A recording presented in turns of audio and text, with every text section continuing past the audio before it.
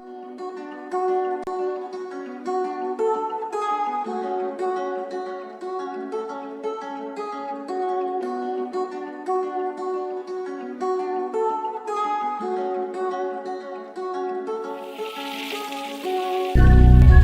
chill, for real.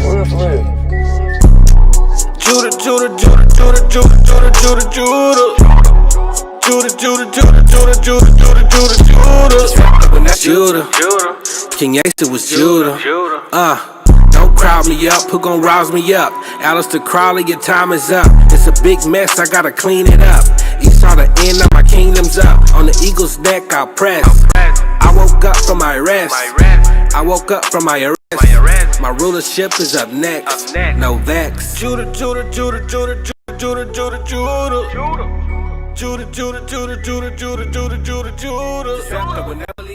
Shalom, Israel. Shalom. Welcome to the Israelite School of Biblical History, Practical Knowledge. Glad to have you here in class and glad to have you all here online. You know where we're located. If you're in the Houston surrounding area, come check us out. We also got class out in VA, class out in San Antonio. If you're nearby, check them out. The address for the school should be right there on the screen. Threat not. If not, there's plenty of classes that got the address and the info on it. So check out the brothers in Virginia. Check out the brothers in San Antonio. Just to keep y'all in remembrance, we do have an upcoming feast that will be the Feast of Pentecost on May 15th. That's a Saturday. All right, so come congregate, party, get your feast on, celebrate the holy day. We also have a wide variety of YouTube channels and other ways to stay in contact with these scriptures and these classes. So check out all of our different YouTube channels. They're all there on the screen. 5 Minutes of Wisdom, The Hidden Truth, so on and so forth. The sisters that they doing the fringed up, hit them up, get laced up, some nice fringes, looking clean, looking crispy, looking righteous, we also have the Hebrew Academy that we do it in Rochester on Mondays, Tuesdays here in Houston, Wednesdays in VA, Thursday back again in Houston. So we got all that popping. There's no reason, no excuse to not get class, not stay engaged and connected with the scriptures. You need to reach a priest or teacher. You can reach priest Quatazat. His number is 303-557-8979, or Kazakia. His number is 757, 300-4047. So you can reach out to them for anything that you want to talk about, or you got questions, hit them up. You need help, they're here to serve. We have the Wells Fargo account if you want to drop any alms or donations. You know how we do.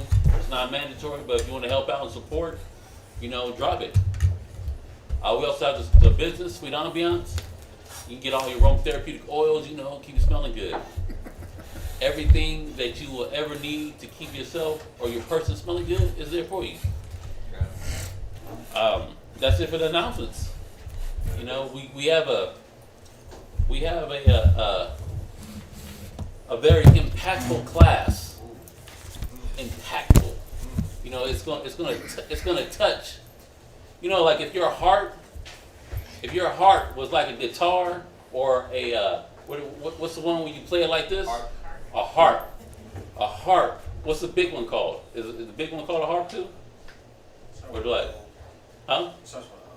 Oh, well, anyways, it's just going to pluck at those strings. I don't know what class he's about to teach, but it's going to pluck at the strings.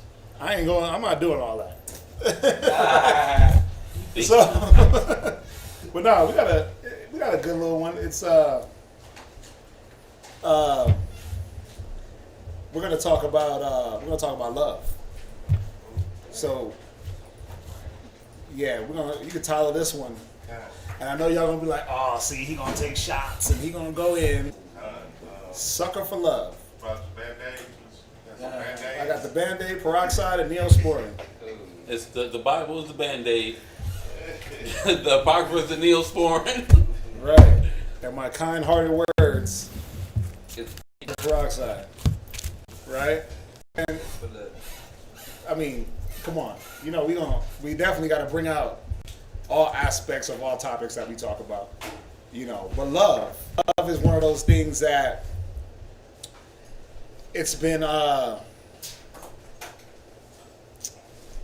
misinterpreted. For a lack of better terms, right? Because let me ask y'all, what is love to y'all? What's love to you, Magun? Like if you defined it, what would without being winded, what would be your definition in your heart of hearts of love? To care. Okay, to care. What else? To nurture. Okay, so to have care for something, to nurture it. Yashikar. When I think of love, I think of the action that goes behind the word of love. And that's just the work that goes with it. Okay. Ramiro, what do you think love, in your definition? Feelings. Okay. Now, whoever listened to Lauryn Hill's Miseducation of Lauryn Hill, y'all remember that CD when Lauryn Hill first came on? It was like, you know, they had the kids sitting around. So they're redefining love and telling you that love is when a man lays with another man, and that's blanketed as love, or a woman, or a man with a child, or something that's, you know, that's defiled. Derek, what's your definition? Right, a great album. It was. What's your definition of love? I want to get y'all involved a little bit more in a lot of these classes. It ain't gotta be nothing long-winded. Just I'm not telling you to profess your love to her right now. You know, brothers get on the spot like, oh my God. It's like, you know, it's like when a person say, hey, you know, tell me 10 reasons why you want to be with her. And you're like, oh, snap, you can't come up with one. Nah, I'm just saying, what is love? It don't gotta be, see, and you know why it's so hard for us to think about it? Because we've been programmed to think that love is just one thing or another. But go ahead, what you think? Love. And y'all online, y'all can throw in what y'all's definition, just in your mind. You ain't gotta go to Google. You ain't gotta do none of that. Like, what do you think love is? Having someone's best interest at heart. I like that. Sis, Tanya. I was thinking love is truth, honesty. Those are some of the characteristics that you show you love someone. You gotta have truth. You gotta have honesty. Having their best interests, right? Sis. Putting someone else's needs and desires before yours. Right, putting somebody's needs and desires. I love that. They be in the same mind and the same judgment. Marcy. I feel like love can be pain at times. Ooh. Mathaniah. Ooh. I like her answer. This is a good answer. It's true. Love can be pain. Something that's unconditional. Something that's unconditional, right? So none of you guys are in the sense of the word wrong, but some of you are wrong in the sense of the action of the word. Here we go. Because what they put online. Love is when you tell the truth, right?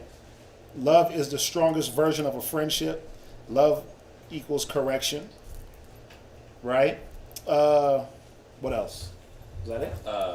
Love to me is showing me I'm valued in your life. Who said that? Bakar. Love to me is showing me I'm valued in your life, right? So so basically something of value. Or love, something that you don't love is, because again, the word has been redefined so many times. You know, that's why we always got to go back to the scriptures to see, well, what does the scripture say? That way there's no... So somebody Google me love. Just off regular Google. Yeah. The first one says an intense feeling of deep affection. Right? The second one is... So right there, boom, feelings. Okay. Right? Kiki, do you love me? Oh, you're right. Like, I'm in my feelings, right? You got me in my feelings. So the world tells you that in order for you to love something, or for you to have love for something, you got to have intense feelings or an intense emotional aspect behind it. Now, if we sat back and examined that, just without the Bible, that wouldn't be true. Because you don't have to have an intense feeling towards something to have love for it.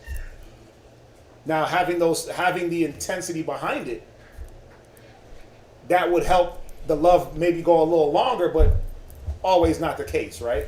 Psychos have intense feelings for the women that they love, and that don't work out. Yeah. Right? So the world tells us, well, you gotta be in your emotions to show love. You gotta be emotional, intensely. So I have to be overly emotional to give love, and I gotta be overly emotional to receive it. But as we go through it, we're gonna see like those two components. You don't need that. You don't need that part of it for love. What else you got? Did you see what the part where it says it's a noun? Love is a noun, right? So what is a noun? It's an action. Verb, right? But love is an action. It's something that you do. It's not something that you speak, right? It's more something that you do and something that you show. So it's a verb. Does it say it's a noun or a verb on there? Both. Both. Okay, because you can speak it. But guess what? You can speak it, I love you, and do something totally different. Yep. So even that, there's a confusion behind that. How can it be both? Well, it can be both, but in the sense of the word, we got to think about it and be clear. That's why we always got to go back to the scriptures. These definitions, they're good, but if you stick to a definition, Google will have you thinking how the world shows us what love is. Right? So an intense feeling of deep affection. What else? Go to number 2. Number 2 is a great interest Uh-huh. and pleasure in something. Right. What else? Number Verb. Right. Verb. Go ahead.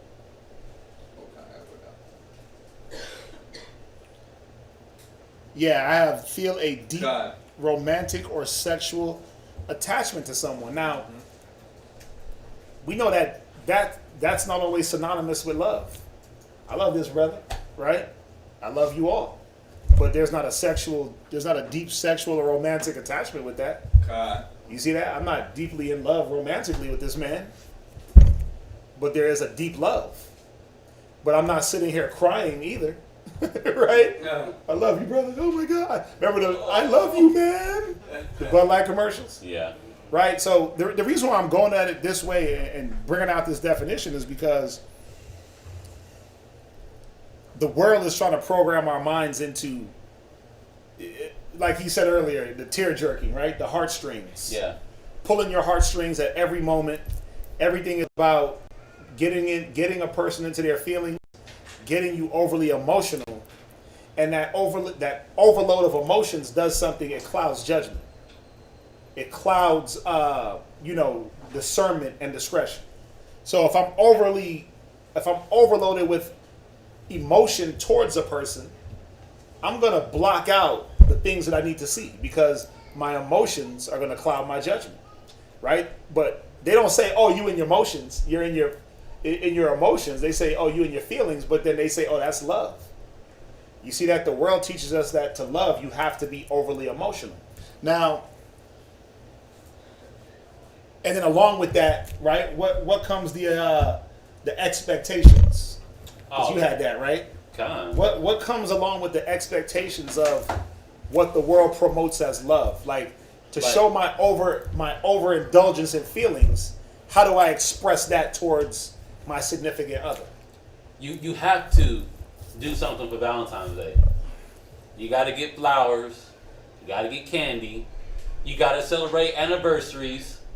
You got to have the date nights. You got to hold hands in the park. You know, if you're not meeting these different criterias, it's not. It's feeling like the other person will feel like, well, maybe he doesn't love me, or maybe she doesn't love me. There's got to be sex. Some people even like arguing. If you're not going to fight and go back and forth and have these intense battles, it seems like the one person in a relationship might feel like they're not being loved. Yeah, you can. I knew plenty of men and women that just love to go back and forth with their significant other, and then when it all dies down, they're like, yeah, that's how you know they care. By fighting. So these are just vacations. You gotta go out on vacations. If you're not always hitting up some kind of spot or doing some type of event, it's like, oh well, you don't love me. You're not like how you used to be. We don't do the things like that we used to do. And we know that there's nothing wrong with flowers. No. There's nothing wrong with candy. There's nothing wrong with roses. There's nothing wrong with date nights. Right? Holding hands a little bit, right? There's nothing wrong with intercourse. Wait, what? Arguing? Oh yeah. Oh, like break up to make up? That's all we do? Yeah, some people love Yeah, that. they like that part, right? There's definitely something wrong with doing that. Nothing wrong with vacation. Nothing wrong with a little cuddle, a little affection. There's nothing wrong with these things. But if I don't do them often enough for a person's liking, does that mean that I don't love you? See, that's the question, and those are the things that, you know, unfortunately, women. It's not just women, though. Watch. Watch. There's a reason why this is called Sucker for Love. There's a reason why it's called Sucker for Love. Now, you can take it how you want, but Sucker for Love is on two ends. And I'm going to show you how. Because the women have been programmed that in order for a man to love you, these are the things that he must do. I seen one dude pop up on Facebook.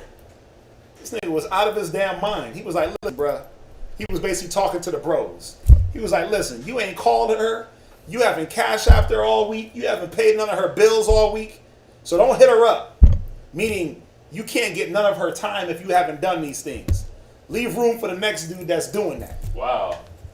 And I was like, okay, so that's what y'all teaching men now, is that in order to be accepted by a woman, you got other men teaching men this now.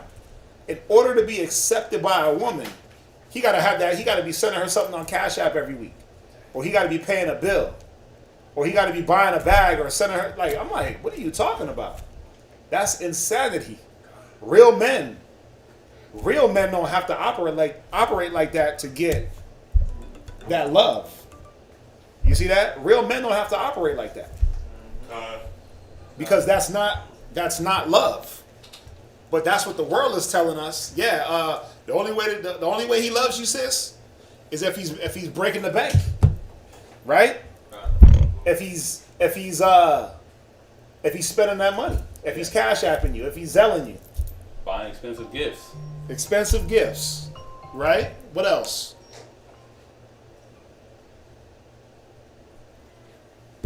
Vacations, right? Oh, he took me on. Oh, he must love you. The size of the ring, right? The size of the ring is the size of the love, right? But that, I mean, isn't that how things are equated? Like, oh, he must not really be feeling you because that rock is kind of small. These are the things that's been programmed into a woman's head, but then it's being reverse programmed into the man's head. So what does a man do? Go to 1 Esdras. Go to 1 Esdras chapter 4 and 26. So now that it's being pumped into the woman's head what this false love or what love is according to the world, in order for a man to keep up, this is what he has to end up doing. Read 1 Esdras 4:26. First Esdras, chapter 4, verse 26. Right? Yea, many there be that have run out of their wits for women. He said, many there be that have run out of their wits for women. This is not a good thing. And what do I mean by running? What does the scriptures mean by running out of their wits? You lost your mind. What do they say? I'm head over heels in love? I don't even know what that means, head over heels. Can somebody break that down? Head over heels? Your heels are always... Oh, you're tumbling over, head over heels. Oh, like you're doing flips. Yeah, falling in love. Oh, hell nah. Be bending over backwards. Or you could be bending over backwards, head over heels, right? Right, but either way, you're doing something that's an anomaly. You're doing something that's out the way for something naturally to occur in your life. Right? Love is one of the most natural things in existence. It is the most natural thing in existence. Right? You shouldn't have to teach love. You shouldn't have to buy love. You shouldn't have to lose your mind to think that that's how I get love. It says many have run out of their wits. Go ahead. For women. Right? And become servants for their sakes. And be what? Become servants. See, and now I'm in servitude because of love. Love made me do it. Right? Blame it on love. What do they call it? Who was it? Tina Turner. What love got to do with it? Oh, yeah. See, she was smart. What that got to do with anything? Right? But we put everything on this love overturned up. That's love, baby. Right? When I'm docile, I still love you. I ain't showing it. But the world is teaching our brothers to lose their minds. To lose your mind, to break your back, work all them hours, and then just hand it over. Right? The world is teaching us it don't matter about a standard. It doesn't matter about a standard. As long as you in love, standards don't matter. This woman can be argumentative. This woman can be contentious. She could be disrespectful. She could be disgruntled. But as long as you got an inkling of love for her, just hang everything on that. Don't worry about her disgruntled. Don't worry about her disrespect. Don't worry about the fact that she don't really want to follow you and be with you. Don't worry about that, because love will cure all. Love conquers all. Love conquers all, right? Oh, Disney, huh? But it does. It does conquer all, but not the love that, not that angle of love. Love does conquer all. It says love covereth a multitude of sins. Right? So love does conquer all, but not the simple SFL, sucker for love, world love that we hang everything on for relationships. We hang, and I'm not just talking about man and woman relationships. We hang it on a lot of relationships. A lot of us are simps for other people's foolery. And we bait, that's my family, man. I love them. Well, your family don't deserve that love. They don't deserve that love. They don't deserve the you going out of your way and breaking your back for them. They need a different love. There's different loves, right? Buddy love. There's levels to this. Read. Many also have perished. Many have what? Have perished. So how is this love if a dude is dying behind it? Right? I didn't know love had to do with perishing. But I love her, but she's sucking your bone marrow through your nostrils. Titanic. What? That's love. That's love. Oh yeah, I'm gonna put you on the float. Right, But I just die of hypothermia. We both could have went on. We both could have went on the float. God. Yeah, that's love, right? Giving her the last piece of cheesecake, the last morsel on your. Listen, you gotta, if you watch like a lot of them old shows, like one of my ones was what was it, Bronx Tale, with old girl from Belly Kiana and oh boy, the Italian dude, and he liked the black girl. Yeah. And he was like, if she loves you, she opens up the car door for you. Right. So like something like that. Oh, you open the door for her, and then she's supposed to reach over and unlock yours. Yeah. What if we got an automatic? What if I Right. got automatic locks? So you mean to tell me that love had a time frame on it? God. Because back in the day, the 90s, 70s, right? Early 2000s, you could barely find a car with locks that you got to pull up now. So if there ain't no lock to pull up, how am I going to test her love if that's what love is predicated on? You see the foolishness? The foolery that we've been taught. Yeah, love is when she unlocks your door for you, when she reaches over. If ain't nothing to unlock, then what? Go ahead, read on. Have erred. Have what? Erred. Read. And sin. Right. Now, the Most High, he loves us. Right? The Most High loves us, and does the Most High ever, to show us his love, have us do wicked? Have us sin? Have us err or go out the way? Nah, we do that on our own, right? So, the reason why I'm going here is because we got to check what love is. We got to really put it in a perspective. We've taken it so far out of perspective, we'll follow behind, and I'm dealing with men. We'll follow behind any old woman because we want to be loved. And you feel like she loves you because you share a home together. Where some people just need a place to stay. Ugh. But see, you so blinded you haven't seen that yet. You haven't seen that. She just a vagabond, just moving around, just waiting for her next Vic. Waiting for her next come up. Some cast is blinded. Like, she loves me, she lives with me. Nah, she didn't ride. The homeless nigga down the block will live with you if you let him. Come on. And she ain't paying no bills? Nothing? Of course she'll love you. Right?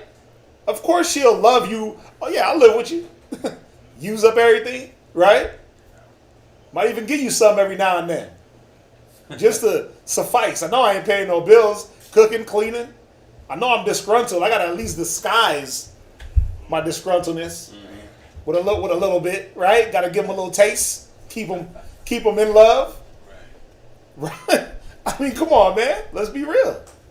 Some brothers, some men, a lot of men have been deceived in this way, thinking that this is love because she's here with me. But love is not that the person is here with you. Judas was with Christ. Yeah, it's not proximity. Yeah, love ain't proximity. Judas was with Christ, and he had no love. He was rolling with Christ. The foxes don't have holes. The birds have nests. They had no place to lay their heads. They were sleeping on boats together. And we see how that turned out. So love ain't about how close she sleeps to you in the bed. It's not what it's about, or if she shares a dwelling with you. Roommates do that. It's not about how much they're going to take you out your mind, make you sin and error. You shouldn't perish under the umbrella of love. Nobody should. Because then that's not real love. Read on. Jump up to verse 22. Verse 22. Right? By this also, right? Ye must know, right? That women have dominion over you. See, by what? By love. The world has put you under bondage, men, by throwing out little hearts, upside down booties, and little Cupid, right? The world has put you in bondage. Yeah. Under this type of love. Women too, y'all are slaves to it too, because you get caught up in the cycle of he loves me because he's doing this, but as soon as he can't, I gotta find somebody else to love me. Right? He loves me because he's buying me stuff, but he beats me. Oh, okay. So that's love. Well, girl, why don't you leave him? Girl, because ain't nobody gonna love me like he do, but he beats you. But yeah, look at all the stuff I got.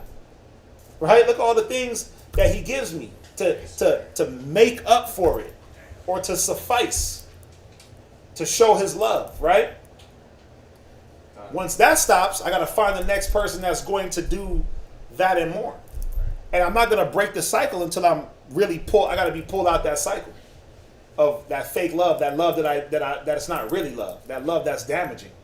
Toil, right? And give and bring all to the woman, right? And this is talking about a man again. A man will labor, he'll toil, and he'll do what?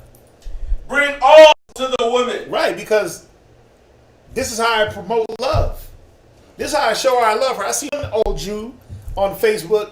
He was like, he was like really trying to go in on men, like basically, if your woman got to play a bill, you ain't a man.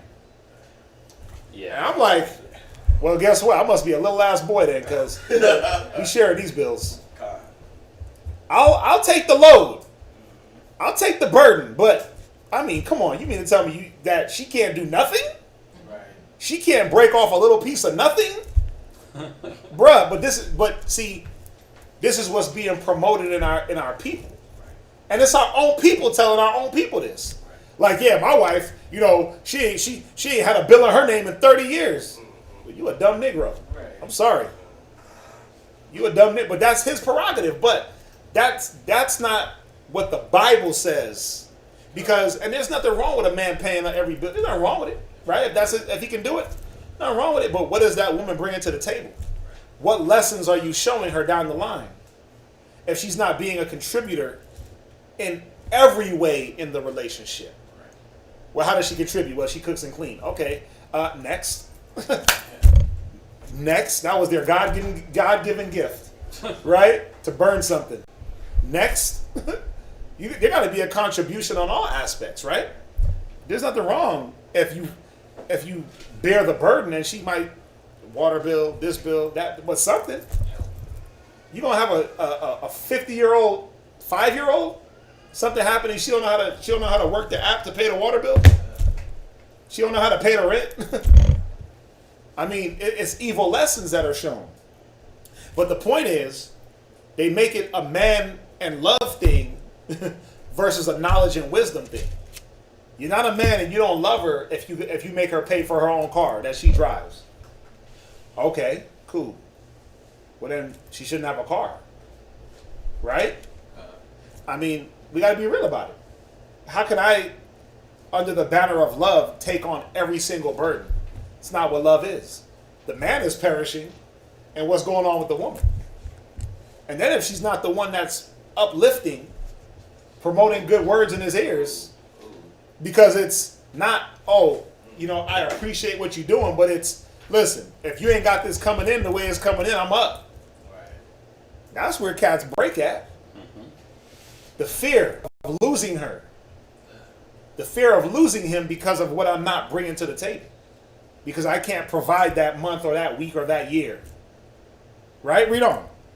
Yea, a man taketh his sword, right, and goeth his way to rob and to steal. You see, this ain't good, man. I gotta go get it in another way because it's not coming fast enough or frequent enough. So I gotta rob and steal. I gotta get it by any means to suffice love. Read. To sail upon the sea. Go ahead. And upon rivers. Right. And looketh upon a lion. Go ahead. And goeth in the darkness. Right. And when he hath stolen, spoiled, and robbed, he bringeth it to his love. He bring it to his what? His love. Bring it to his love. I love you, boo. Look, I done killed 1,000 people for you. Here you go. I done committed atrocities for you. Face danger. Retaining my soul. Yeah. I done put myself in perils with man and the Most High to appease love. Or to fly under the banner of love. You know what I mean by the banner of love. Like, man, he must love you, girl. Because he wouldn't face the lion. But does a man got to go fight a lion to show that he loves his woman? Or that he loves anybody? No, of course not. He doesn't have to go about it that. Does he have to rob and steal to show love? No. That's the easy way. Right? Where we at? Read on. Wherefore, a man loveth his wife better than father or mother. Right, a man. We know that there's nothing wrong with that. There's nothing wrong with a man loving his wife better than his mother and father. Because there's supposed to be a deeper love, you know, than what you would have with your mother and father enemy. There's going to be that intimacy, that intimate love, right? That two becoming one flesh.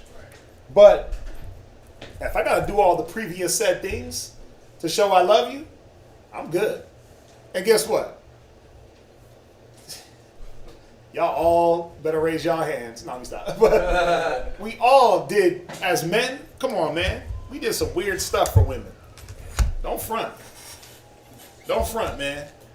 Don't front like you didn't take 3-hour road trip to go see her, right? Don't front like you didn't get her name tattooed under your armpit, right? Your face. or on your face, right? Don't act like you didn't blow a bunch of money, send her a bunch of money. Don't act like we haven't done things and really thinking that, you know what, this is gonna get her to like not even love me. This is gonna get her to like me. Yeah. This is just gonna get her to notice me. We did things just to get noticed as men. Grand gestures. Yeah, there's nothing wrong with being nice. There's nothing wrong with chivalry, right? You hold open a door, you hold open you hold a door, you pull a chair, you close a door. There's nothing wrong with those things. You know, there's nothing wrong with those. But how come women ain't taught that it's okay to hold a door for a man? That it's okay to open up your man's car door for him? There's nothing wrong with that, right? Is there something wrong with that? But you see how love is two different ways? Because what is a woman taught that she's loving her man when she does what? When she does what? Come on. But where they teach y'all, you know you love your man when you do what? His laundry? I mean, goddamn, you got to do your laundry, right? When you cook? Because you tidy up the same space that you live in? I mean, really, that's what's taught. That's what's taught, that if you do the things that were naturally in you to do anyway, that was you showing your man love. So if you didn't do it, you hated him? Think about it. Think about how they put love as this, yes, it is an action, but what actions? And they've masked over the real actions behind love, the real things, right? Yes, a man is going to die for his woman. But guess what? A woman is going to die for her man. That's love. And I don't have to die to do it. You see, I don't have to put myself in the lion's jaw. I don't got to go rob and steal that way to do. We don't got to do Bonnie and Clyde, right? To show that we love each other. That's foolishness, right? So, read that verse 25 one more time. Verse 25. Right? Wherefore, a man loveth his wife better than father or mother. Right. He said, Bukhari said, cook and lay with him. So do those hookers love the men that they lay with every 5 minutes? Because if it was about laying with him, right? And that's love. And cooking. Yeah, they ain't cooking, but they laying with him. They don't love them Johns. They doing it for another means. So it can't be sex, right? But they put that up. Like if she has sex with you, or if he has sex with you, that's love. That's him showing. That's you showing your affection and passion, right? That's not showing love, because many people have intercourse and hate each other. They just do it just to get the feeling. Ooh, baby, baby, I got that feeling, right? We were taught that love had to be entangled with drama.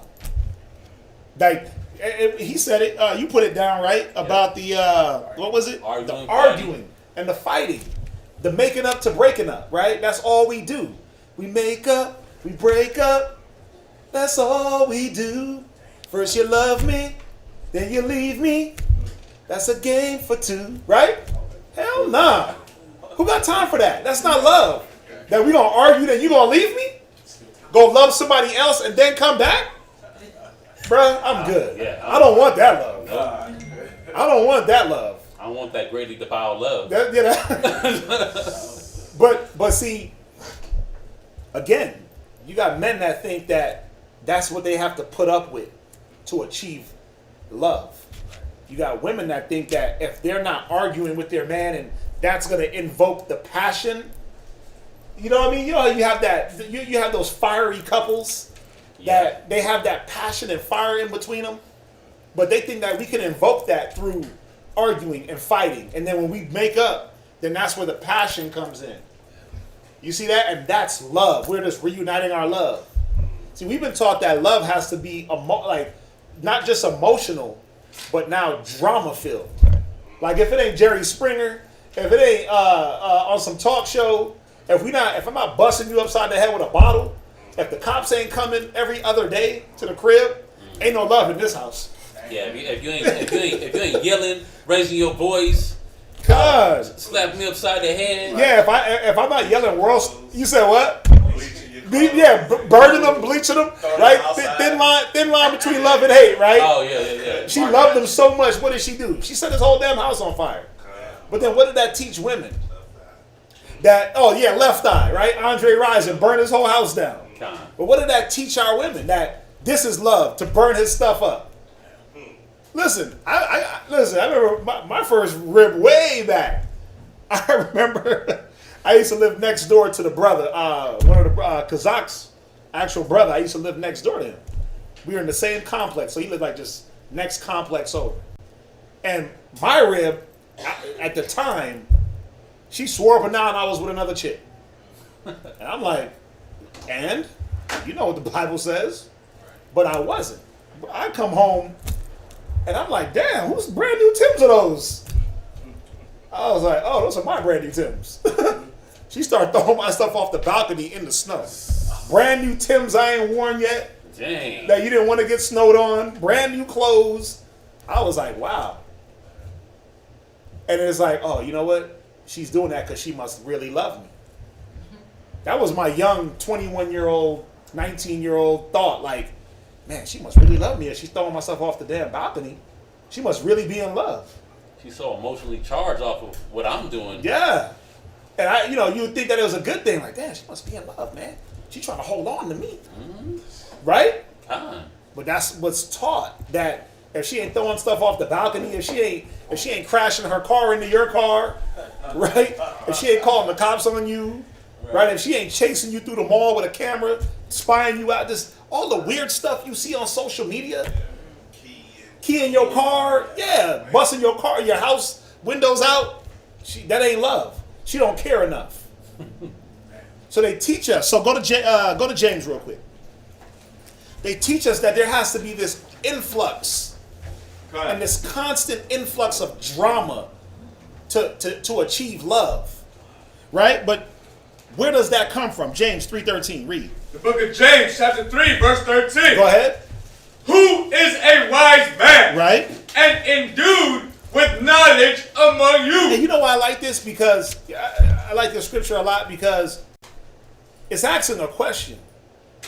And it's going to actually give you the answer. Right? A lot of times the scriptures ask a question and you're like, damn, why did I ask that question? Well, he's going to tell you how to show your knowledge. Right? Go ahead. Let him show up a good conversation. And these are the things that the world don't want us to have when it comes to love or how to deal with love. They don't want us to talk about things. They want us to act out our love. Right? I'm going to act out my love. So I'm going to beat you. I'm going to yell. I'm going to scream. I'm going to show you my love through the tone of my voice. Right? Or through my bodily actions. But it said let him do what? Let him show up of a good conversation. Go ahead. His works with meekness. Yeah, I'm going to show you my works through my meekness. Well, what is meekness? Enduring injury without resentment. Right? Because people will say they love you. Right? It says they say they love the Most High, but their heart is far from the Most High. In word and tongue, right? They praise me. So, I love you, I love you, I love you, but your actions don't add up. Yeah, your I love you is more of a hi or a bye. I love you. I love you. I can't wait for this. I love you. I can't wait for this nigga not to come home, or I can't wait for him to go to work so I can do what I got to do. Mm-hmm. It said, "Let him show out of a conversation meekness." Go ahead, and wisdom. Go ahead. Meekness of wisdom. Read. But if you have bitter envy, right, and strife in your hearts, right, glory not. Right, because this is not love. Love doesn't have anything to do with bitterness and envy and strife. Right? Fear, all the negatives, hate, emulation, envy, jealousy. That's not love. Yeah, I love him, but if you love him, why you always got to keep track of him? If you love, show him that you love him. Show him that respect. If you love him, and that's your husband, why do you feel like you got to treat him like he's your son? Ooh. Like, he don't need to be walked out the house every time he leaves. He don't need that. He's a grown-ass man. He don't need you to babysit him all the way to the car. Like, come on, man. That ain't love. That's a lack of trust. See, there's no lack of trust in love. Like, yeah, I trust you, but you know what? I got my eye on you. Got my eye on you, right? They pull their glasses down and they pull the shade down. Let me see if I can see clearly, right? That's who you leave it with? Okay. Now I can love you more. Because I see, oh, he's leaving with the brother. So my love can continue. Right? Bruh, it's real. You laughing, but it's real. Yeah. That's how they think, man. That's how it's been programmed in the mind. Mm-hmm. Oh, bros be like that too. Oh, she's pulling off with the sisters. Okay, cool. My love can continue. My love can continue because as soon as, you know what I'm saying, it was somebody, I was gonna hate her, right? I was gonna hate love her. I was gonna hate love her because that's what we were taught. That if there wasn't this influx of emotion, if it wasn't envy, if it wasn't strife, if we wasn't making up to break up every other day, then there was no love. Read on. And lie not against the truth. Right? The wisdom descendeth not from above. Right. It says it descend not from above. This mind state that we've been given on love, that's not what the Most High wants. That's not what He's taught us. That's not what the Bible tells us. God.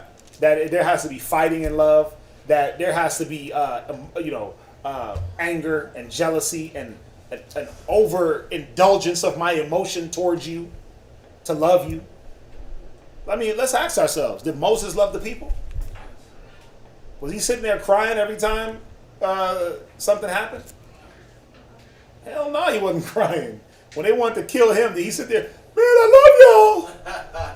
Just love you. Right? Did he just start crying? Oh,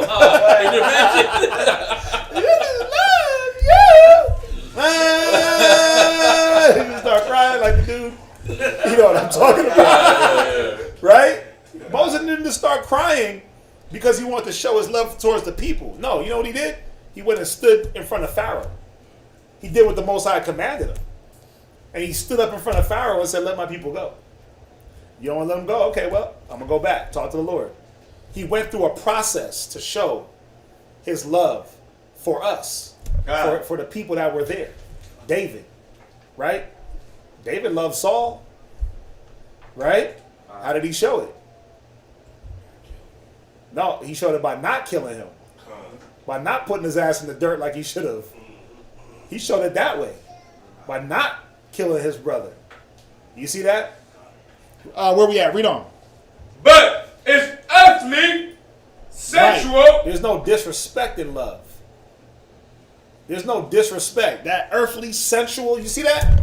Earthly, sensual. What else? Devilish. What? Devilish. What? Devilish. Yeah, the devil has taught us what love is, and that's what we ride with. The devil wants you to be locked up behind love. Man, why'd you do it? Man, because I love her. What? So you killed her whole family because you loved her. Damn. That's a weird way of showing love. And only because she asked you to? Like they weren't trying to kill her or anything like that? No, she asked me to, so, I figured I loved her. So. That's like from one of those shows. So now you locked up and you can't really express your love to her behind bars? You didn't think about that? Why'd you do it, man? Man, because I gotta, my girl, man. I gotta show her that I love her. So you mean to tell me that every day you gotta pick roses? Every day you gotta come with flowers and chocolate? Now I ain't gonna lie, man. I'm not the flower and chocolate dude. I'm sorry. Just not. Can I do that a little bit more? Of course. But because I'm not the flower and chocolate dude, does that diminish my love? Lie. Hell no, it doesn't. Because I'm the fix it, I'm the mechanic, I'm the this, I'm the that. I wear a lot of other different, I'm just not the chocolate and rose guy. Just not. Yeah. You know, I'm the small gesture guy. Like, hey, I'm going over here, you want something? Or I might not say anything and bring you back something anyway. I'm that guy. Just to show, like, I'm thinking about you. I'm thinking about you. You know what I'm saying? Pull up with 2 of something. Because I'm thinking about you. You know what I mean? But does it, because I didn't do the roses every single day? Because I didn't go on the vacation for where you wanted, when you wanted, like all of a sudden now ain't no love? Like, see, he don't love me. He didn't go on vacation with you, girl. Huh? I have one.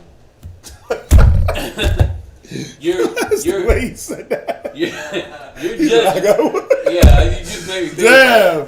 Which one you got? You're judging the love that your husband has for you based on someone else's relationship. All the things that they're doing over there, and you're not getting it over here. You judge your love, your husband's love towards you because of that. Yeah, you trying to base your love off of Snapchat. Instagram and Snapchat celebrity love. Well, you know, he went and got her an $8 million car with a $5,000 seat. You got Travis. Who did that? Who's Cardi B's dumbass dude? Yeah, he went and bought her a car with an $8,000 seat with her name on it. And they got dudes like us sitting here like, okay, how do we up that? And me, I'm just like, I ain't gonna up that. I'm here. You ever do a double date? I might have way back. Double date, 2 couples going out together, and then that's the worst idea. The guy, one guy, he's always like all up on her, and you know, and then you're like, well, damn, maybe I should hold her hand, or look at her. Right, you're like, damn, let me look at her real quick. Babe, and then she got an attitude like, you never hold my hand. You're like, hey, you all right? Yeah. She's like, I'm good. Exactly. And they over there, like, yeah, babe. He like look at her deep in the eyes, like, right. Yeah, babe. Right. And he's rubbing her. You know what I'm saying? And you're sitting there like, yeah. You destroying. You. I'm crap compared to this guy. Right? God, exactly. It's like you can't watch like romantic movies with your rib, because you'll be sitting there watching, and she'll be like, you hear that somber. And you're like, what's up, baby? She's like, wish I could get some, whatever it is. Like huh? Okay, look around. Right? Look around at what's going on. Right? That's always my response. Look around. You have a lot more than what you think you have. If you're looking at TV, if you're looking at Snapchat and videos, remember, their love is based off an over-exaggeration of emotion. And even the action, right? Oh, he loved her because he got his... Nick Cannon must have loved Mariah Carey because he put her whole big-ass head on his back with angel wings. So that's love? But they ain't together. He got her paying child support. So how the hell is that love? Right? But you would think, like, see, he got her whole body on his body. He tattooed her whole body on his back. He's in love. And you sitting back like, but I ain't got no tattoos at all. So I'm not going to put you on my back or nothing. I wish somebody would tattoo my name on their back. like, what are you talking about? How come we don't get matching tattoos? Yeah. You know them old couples, them old Jews, they love to do this. Step out the house wearing the same clothes, man. It'd be like his, and the arrow goes over to him, and it's like hers, and the arrow goes over, right? And it's like, you walking through the mall, and you see it, you're like, what the hell's wrong with them? And then she's like, they're cute. How come we can't do that? I think that's cute. And then you're like, I hope you ain't trying to think that I'm going to be doing that. Well, he must love her if he's doing that. Or he He got a discount. I don't know. He got a discount for buying the same outfit twice. Who knows? But I'm not doing that to show or profess my love. Right. You see that? But that's what we've been taught. Like, that's how you profess love. But it said it's what? It's earthly, sensual, right, and devilish. Yeah, that's what it's about, is the earthly. The senses and the devil is usually in the mix. Ooh. Read. Verse 16. For where envy and strife is, Go ahead. there is confusion and every evil work. And let me say, there's nothing wrong with rocking a hoodie that says hers. I'll probably just do it when she's not there. You know what I'm saying? I don't want her to do the his. It's not about that. That's not me. It's not me. You see that? It's not me. There's nothing wrong with if you want to do that. There's nothing wrong with it. Nothing wrong with being in unity. Right? But you have some people that they make a living off of that. And if you're not doing it, all of a sudden now you don't love me no more.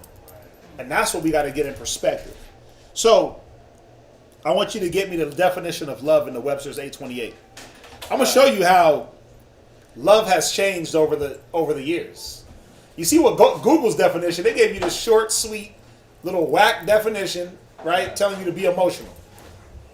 Basically, right? Be in your senses and be emotional. Let's look at what Webster's 1828. And I want you to go down. Yeah, you can read number 1 actually. Go ahead. Love, a strong affection for another, right, arising out of kinship, right, or personal ties. Where you at? You in the 1828? Yes, sir. Love.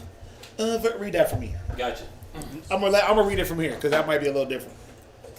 In a general sense, to be pleased with. Right. So listen. Love is being content. What the? Love is being content with something. It says to be pleased with something. Right? Go ahead, what else? To regard with affection. Right? So there is some type of affection towards. Right? But does that mean I have to be overly affectionate? No. Go ahead. On count of some qualities which excite pleasing sensations. Right? Right. This is exactly the picture I was thinking of when I was saying that. Derek, where you get that from? This is the exact photo I was thinking. This is the exact photo I was thinking of. I seen this the other day. This is the exact photo I was thinking of. I will send it to you, Bob and I. It's like, come on, man. You ain't going to have me walking through the mall looking like this when you're 70. I'm sorry, but we're not going to have matching shoes. Where yours is high heels and so are mine. I'm good. It's not happening. It's not happening. She gonna put it up. What's that? Now, like you seen them pictures where it's the man and the girl. The man's wearing his thing, and the girl's wearing his thing, and then the other photo is the man's wearing her thing, and yeah, because that's love. When I put on her bra, when I put on her bra and her panties, and she puts on my boxers, that's love. Because love is love. Because love can be whatever we want it to be. That's what America has done to love. They've changed what love is.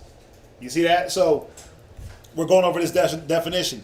It says, on account of some qualities which excite pleasing sensations or desire or gratification. Go ahead.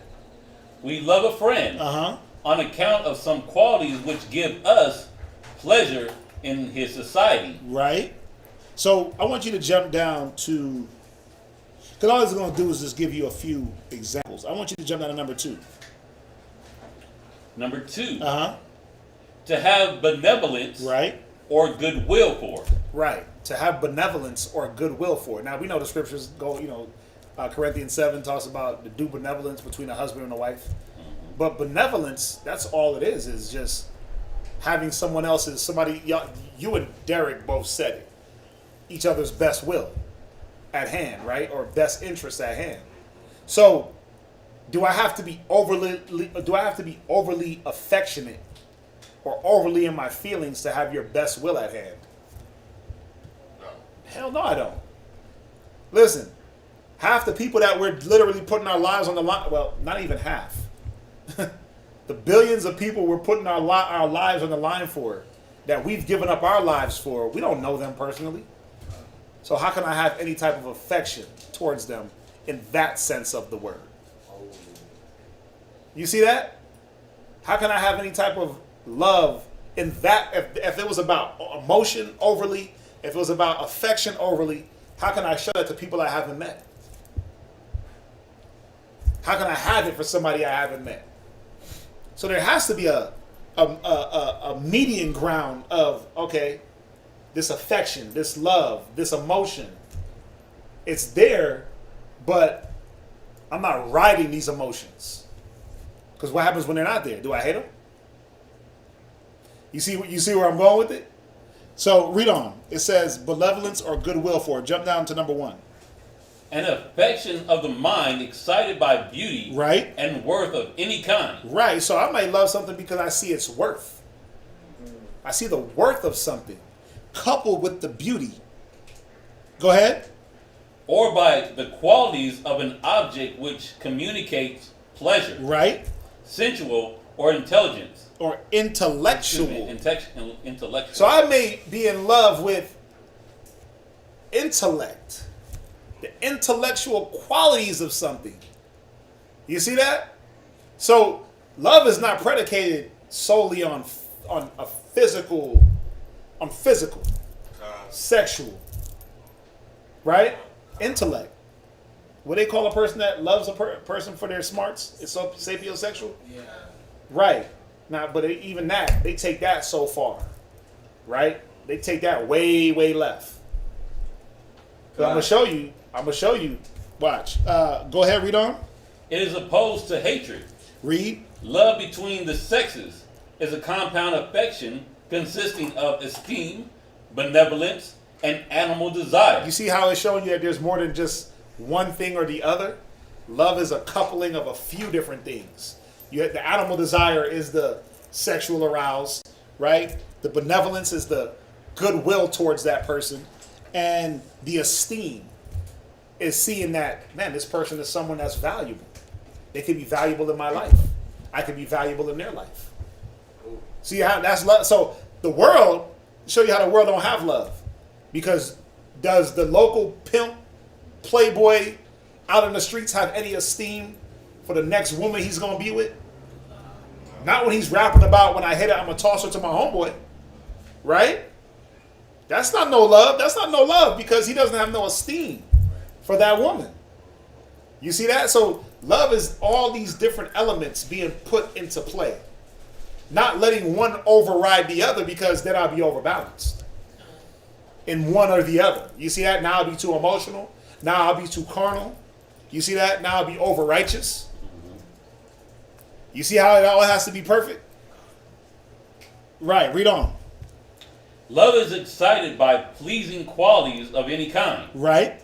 As by kindness. Right. Benevolence. Right. Charity. Come on. And by the qualities which render social intercourse agreeable. Right. Go ahead.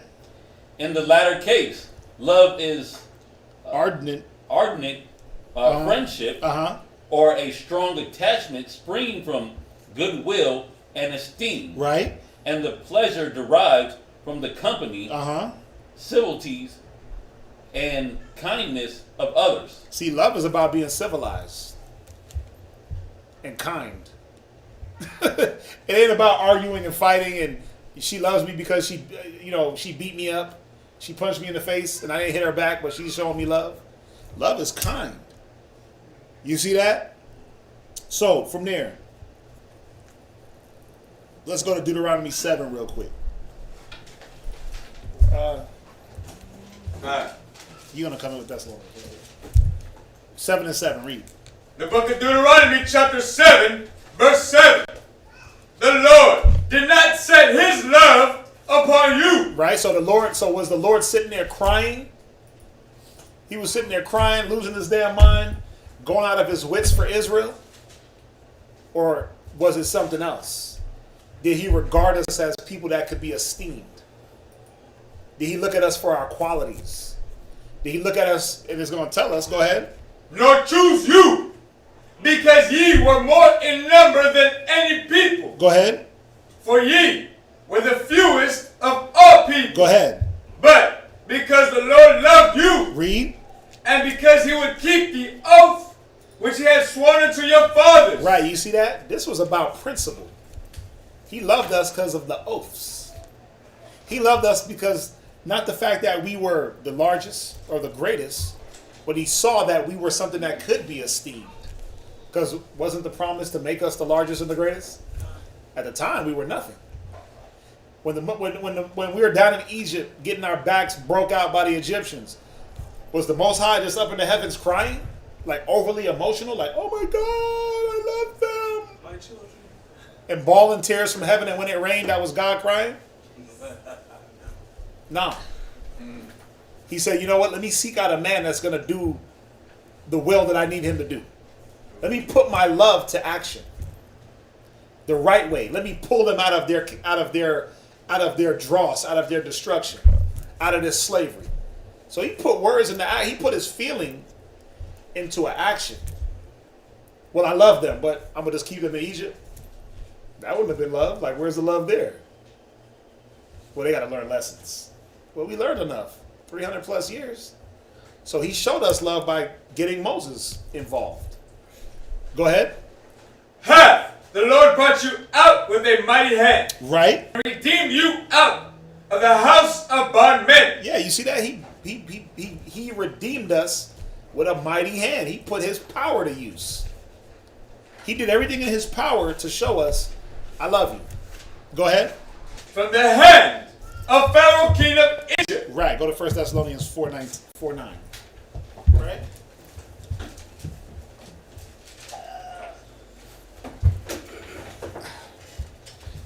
Everybody with us so far? God.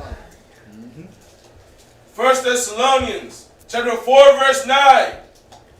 But as touching brotherly love. Okay, so we went through all the different attributes of love. And we know that the love between brothers is not the same love between a husband and a wife. Read on. Ye need not that I write unto you. Why? Read. For ye yourselves are taught of God to love one another. You're what? Taught of God to love one another. So we learned how to love one another. There's something that I always looked at when it came to the law. The law teaches you how to love. The civil law, how to deal with one another, how we deal with each other, how the law teaches us how to deal with each other. That is love. Right, because we lost that. Think about, did Abraham have to be taught how to love when it came to him and Lot? And their herdsmen strove. Right? What law did they go by that said, okay, let's go? Did they both sit back and say, you know what? Let's go to the writings. Let's go to the writing. Let's go to the scrolls and see what we do here. No, there was no scrolls to go to. So they had to go into that law of righteousness that was in them and say, you know what? Well, I love you and you love me. So guess what we're not going to do to show that we love each other? We're not going to argue. We ain't going to fight because our herdsmen are doing it. Right. But we love each other, so guess what? We ain't going to do that. God. So this is what we're going to do. You going to pick out some land? I'm going to pick out some land. If you go east, I'm going west. If you go north, I'm going south. Not because I hate you, but because I love you. You see that? You know how well, if you go that way, I'm going this way because I just can't stand you. No, the situation was, how do we not promote the hatred between us? The contention, the strife. How do we not do the break up to make up thing? Right? How do we not do that? Well, it's better for us to go separate ways to give each other that space. You see that? So it wasn't that the law had to just completely, well, obviously the law was reinstituted as far as Moses giving us that written for us to relearn how to love each other because we totally went off of that. When he seen when Moses seen the Egyptian striving with the Hebrew and he smote him, that was Moses showing his love. God. right? But then as soon as this guy is doing it to his own brother, he checks him. He's like, who the hell are you? Again, showing love, but our people didn't have the love towards each other. Go ahead. Finish it up. Or did you finish? I finished. Okay, go to St. John. No, you didn't read it. You didn't finish. Verse 9. Did you read verse 8? Oh, am I tripping? Yeah, you. Oh, you chopped it wrong. Yeah, I did something bad.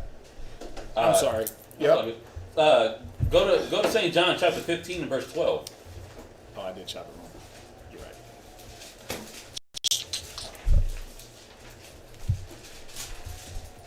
John chapter 15, verse 12. Go ahead. This is my commandment, that ye love one another, as I have loved you. Now, this is Yahweh Shai speaking. He said, y'all love one another as I have loved you. Now, was Yahweh Shai saying to all the apostles, let's line up and all hold hands as we walk down the street and swing our arms. Whoever's in the middle gets swung. You know. Or let's go on one big date. Let's go on one big date. Let's bring each other flowers and chocolate. Yeah, let's drool all over each other to show everyone that we love each other. Nothing wrong with flowers and chocolate. I'm gonna keep saying it. Ain't nothing wrong with it. Or shower each other with gifts. Brothers can give brothers stuff. It's like, hey, bro, I'm showing you I love you. I'm always give you a water. I'm gonna make sure I do it in front of people so that they can see that I love you. Nah. What did Yahweh Shai do? Yahweh Shai ministered to the brethren. That was love. Being there for them, helping them through their issues, teaching them, guiding them. I think back to, like, you know, we always talk. And I had an issue, and I talked to Quadzop about it. And Quadzop didn't say, he said, hey, brother, well, you know what? You're having these problems. We're doing these trucks. Bad knees, bad back, bad shoulder, bad neck. All these ailments coming out. He said, oh, bro, I'm going to show you I love you. And look, take my card, go to the hospital and get the cortisone shots in your knees and in your back and in your neck. Nah, but he did give me something. He gave me a way of thinking about things, which was way more beneficial and way more loving than telling me to go get shot up with injections. It's something that would endure and I can continue to use for the rest of my life versus some medicine that will only last temporarily. So that was love. But it wasn't like an open display and everybody had to see it and know about it. And he blasts the whole group chat. Look, this is what I told Shathak. And because I love Shathak, I love the brethren, I'm doing this for him. Nah, it didn't have to be openly displayed and told about. Even when Yahweh Shai was healing people, that was love, but he wasn't like, yeah, make sure everybody know what I did. No, he's like, don't talk about it. Don't say nothing about it. Just go give your offering that you're supposed to give. Read on. Greater love have no man than this, What is the greater love than no man hath? Read. that a man lay down his life for his friend. He put down all the things that he got going on to the side to help you and deal with your issues. Yeah, it's not the same lay down his life like the man that went out of his wits and stood in front of a lion to try to prove his love to a woman. It's I'm going to sacrifice time. Because that's all we really got, right? Is time. I'm going to sacrifice time. I'm going to sacrifice my well-being, or what I think is my well-being, for the greater well-being of others. You see that? I'm going to put down my ability to go out and... It's funny, man.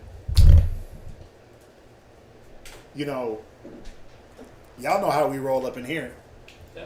right? When's the last time y'all see me go on a vacation? When's the last time you heard me say it? Right. Now, do I leave?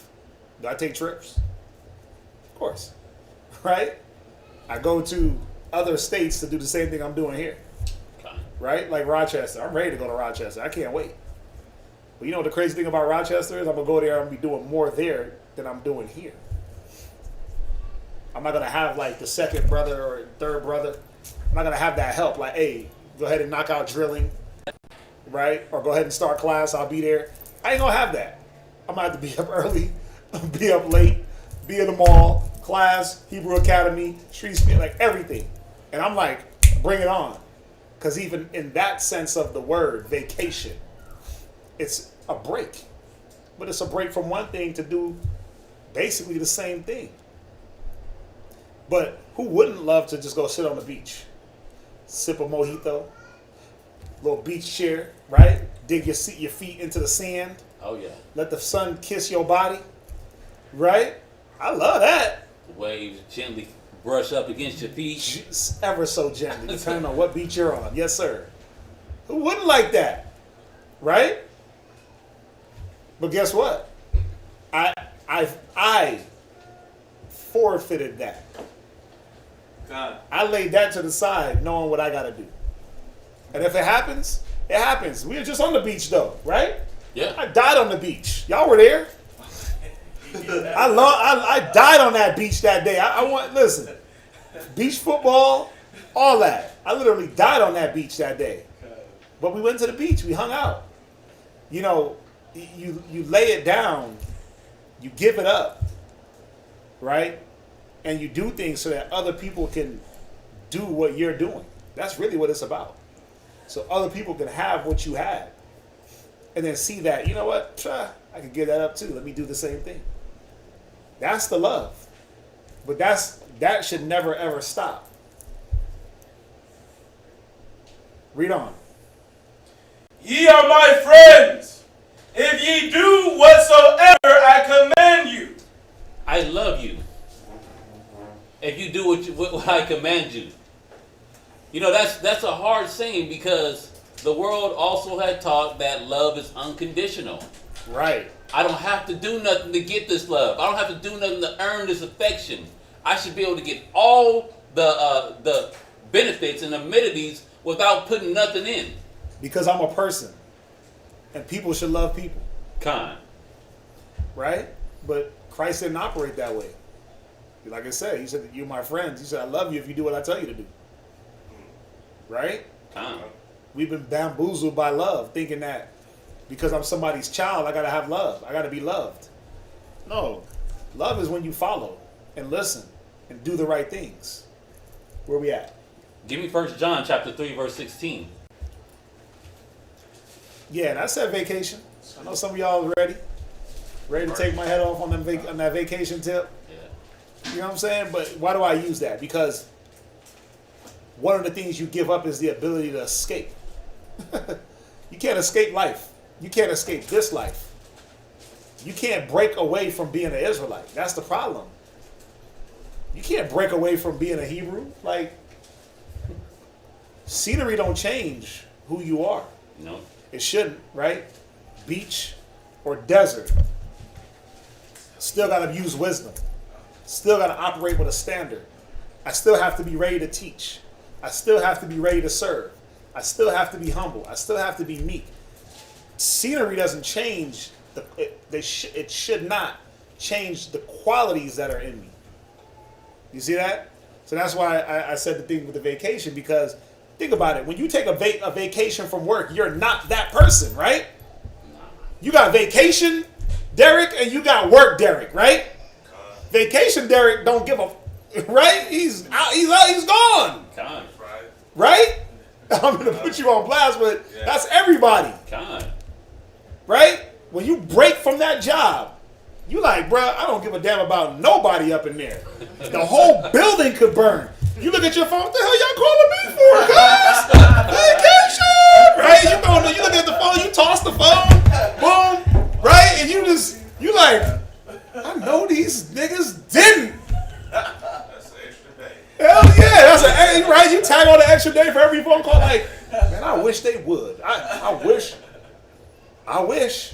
right? And you look, yeah, they know what's up, right? They know I'm on vacation, right? Because vacation you and work you are two different. And the sad part, for some people, vacation them and work them is the same. is just lazy all around, right? They're just not there all around some people. Right. But the point is, you can't vacation from this life.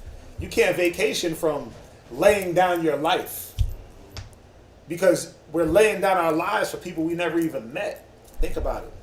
How many brothers and sisters are you going to encounter in your life as an Israelite? In the future, you. You're going to have to lay down your life now. And show that love now to be able to get to that future you. To say, damn, you know what? I love my people. I love my people. See, a lot of us don't have that love to endure the trials and the tribulation and endure the ministry. Endure the ministering, the giving up. Because I got to get it. You got, man, anyway, where we at? We're at 1 John chapter 3, verse 16. Go ahead. Hereby perceive we the love of God, because he laid down his life for us. Go ahead. And just like Quanazab was bringing out, this was an example that we got to do. And it's trickled down from person to person to person. One brother laid down his life to show another brother the example, to show love to another brother that doesn't have the same love yet. But he learns it from the brother ahead of him that he must do to the next brother. And I like how I see that a lot with Yashikar. And, you know, I don't put you on the spot, bro. But the brother's laid down his life. And he wants to be an example of laying down his life for other brothers. He was like, yeah, I just want to show a good example to younger bro. I just want to show him a good example. Yeah, I don't want to bring my mess around this person because I want to be a good example for him. And I'm like, bro, I can tell you how would. Because that's the example that was shown to him. Lay down that old life. Lay down the old life. And let that new life shine forth. God. Right? Can I just say one thing? It says, hereby perceive we the love of God. How do we perceive love? See, our perception of what love is wrong. It didn't say, hereby perceive ye the love of God because my nigga punched me in the face and then bought me a bag after. That's not how you perceive love. That's not the perception of love. Or because she cheated on me and then came back and kissed me in the mouth and said, baby, it's okay. I'm with you again. Right? That's not the perception of love. Because she's rebellious, but she's hanging on by a thread because I'm giving her a place to stay. That's not how the love is supposed to be perceived or seen, or what love is. It's telling us right here. Read it one more time. Hereby, right? Perceive we the love of God. Read. Because he laid down his life for us. Because of rebellion. He laid down his life for us. Because it's about making up to break up. He laid down his life for us. It's none of the things that we were taught that love is. Oh, because he gives us butterflies in our stomach. Goosebumps. He gives me that funny feeling. Mm-hmm. He makes me sweat in weird places. That's love? That's how we perceive it? No, because what? Because he laid down his life for us. Yeah, it was about a giving up. It was about laying down that life. Go ahead. And we are to lay down our lives for the brethren. So, perceive ye the love of the brethren is for you to do what Yahweh Shai did. Khan. Go ahead. Khan. Nah, that he laid down his life. We lay down our lives to teach other men to lay down their lives, to teach other sisters to lay down their lives. It's not all about what you got going on. It's not. It's about what the body got going on. Because you might be whole in one area, but then a sister is missing, lacking, and depressed in another area that you're strong in. Mm-hmm. Well, you know what? The love is, well, let me lay down myself. Let me offer up myself to this sister, to this brother, to help make them whole in the area that they're lacking in. Mm-hmm. This is the love. Not so that we can, like, oh, I'm good. I hope you good. I hope you'll be all right. Hey, bro, I pray for you.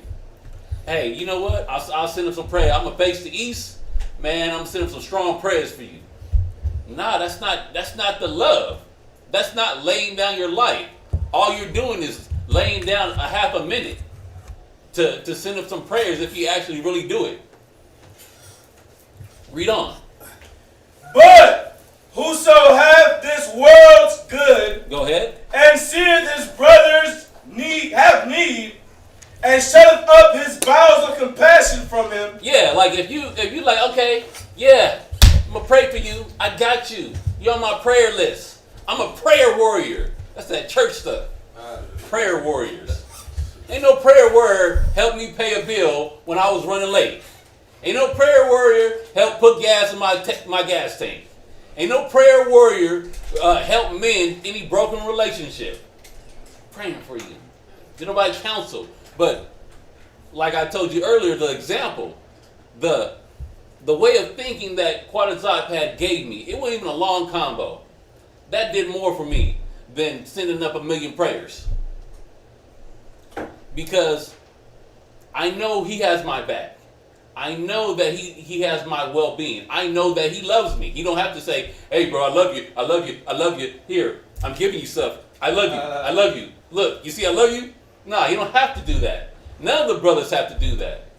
Because if I have need, they'll lay down their lives for it.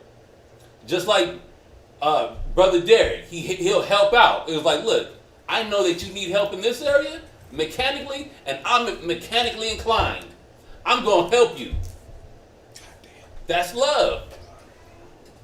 Oh, look, I might have been working all day. We've been in class for 2-3 hours, and I'm tired. I want to go home. But guess what? I'm going to spend an extra 15-20 minutes to look at your vehicle because I know you need to get right. I'm going to lay what I want to do to the side to help you out. That's love. Laying down your life for the brethren. Laying down your life for the sister. Read. How dwelleth the love of God in him? Yeah, how's the love of the Most High in you if you're not willing to put aside what you got going on to help out the next person? You just want to, hey, man, man, y'all having problems in the relationship? Dang, I hope it gets better. Oh man, shoot, the refrigerator is low on food. Oh, you don't got no baby food? Dang, that sucks. It's like, what?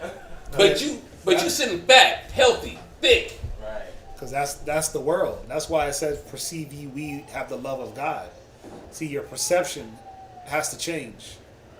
We have to perceive things the right way. This is the perception of love of the Most High and the love of the world. You see that? The love of the world is like, I feel bad for you. Next. Right. Moving on. I'm not going to exercise my brain in a way to try to get you some aid.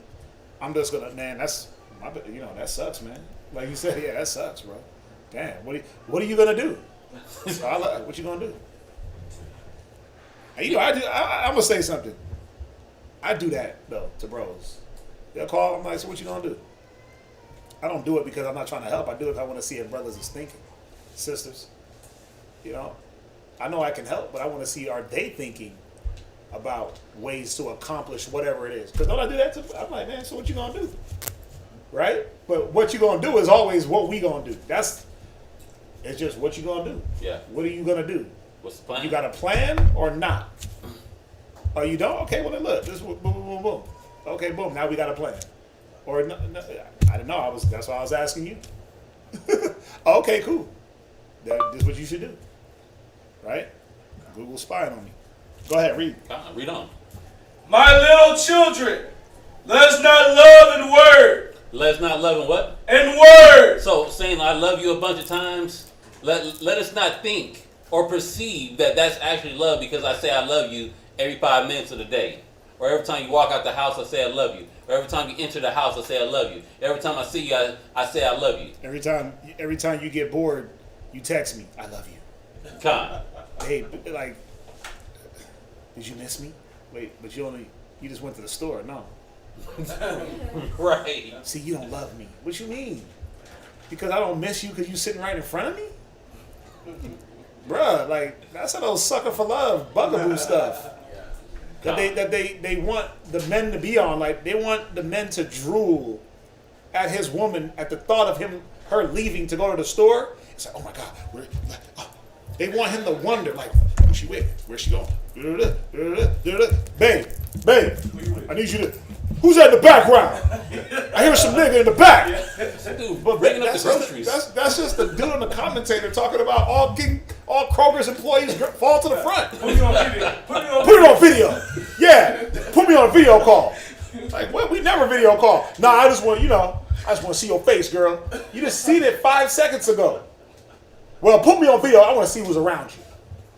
You got cats that do that. Now do a 360, right? That's crazy. Who's that cat standing next to you? The dude in line trying to ring his groceries? That's how they want men to be. Yeah. Like these over anxious, bugaboo, out of his wits. They want men to go out of their damn minds. While the woman just gets to flaunt her stuff, right? Move around how she want, and know that she got this puppy at the house. Ooh, this puppy. It's like you want puppies, man. I don't want to be nobody's puppy. A puppy will tell you when he misses you. How? Because when you ring that door, he'll be at the door, right? Showing you that he misses you. But a puppy will miss you after 4 seconds of you being gone. You could be gone for 4 seconds. You open the door, go out, and come back in, he misses you.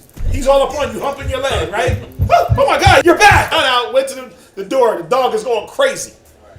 They did that in the cartoon. Yeah, but we can't be, we're grown people with intellect. We can't be like that. Y'all cannot expect a man to be like that. I don't expect a woman to be like that with me. Like, I miss you, but it's only been like 2 seconds. Damn, I mean, I know they say fondness make the, what do they say? Absence make the heart grow fond? Fonder or whatever? Yeah. But damn, I only been absent for 5 minutes, bruh. That ain't enough. Right. Because as soon as you're like, nah, I didn't miss, like, then it's like, see, he don't love me. Huh? What that got to do with anything? What that got to do with anything? You know how I love you? Because I'm here putting up with that nonsense. I'm here putting up with a mind state. I'm here trying to change myself and bring the people around me along for the ride. And not just some fictitious ride like, yeah, this is your stop, but let's make it to the end. Right? Whenever you got to get off the train and we got to slow the train down for you because the ride is getting too long, it's getting too bumpy. Okay, let's slow the train down. Get you a breather. But you ready to hop back on the train? I got you. Look, you ready? Let's go. You ready? You ready? 1, 2, and then we hop up together. Right? Got you. Come on. That's love, man. Not the back and forth contentious. Watch. Go ahead. Read on. Neither in tongue, Right? but in deed and in truth. Right. So in action and in the truth, in sincerity in your actions, not with an ulterior motive. Like I'm doing this to gain more affection. No, I'm just doing it because I love. I'm doing it because I care. I'm doing it because I have compassion towards you. I'm doing it because I want your betterment, like they said. That's why I'm doing it. I'm doing it out of truth. I'm doing deeds. A love for the truth. A love for the truth. Watch. Go here real quick. Go to Tobit. I want you to go to Tobit 6. And I kind of hit on this the other day. But it just kind of stood out to me. Go to Tobit 6. I want you to read verse 15 real quick. Read it quick. The book of Tobit, chapter 6, verse 15. The point is in 17, but I want to give some context. Read this. Then the angel said unto him, Right. Dost thou not remember the precepts which thy father gave thee? Right, so this was Raphael speaking to Tobias. They went on their journey to heal Sarah, to heal his pops with the fish. And he was reminding Tobias of the things his dad told him because he thought he was going to die. So he said, remember the precepts thy father had taught thee. Go ahead. That thou shouldest marry a wife of thy own kindred. Go ahead. Wherefore hear me, Right. O my brother, for she shall be given thee to wife. Right, speaking of Sarah, that was the one that was possessed with the demon Asmodeus. Go ahead. And make thou no reckoning of the evil spirit. Go ahead. For this same night shall she be given thee in marriage. Go ahead. And when thou shalt come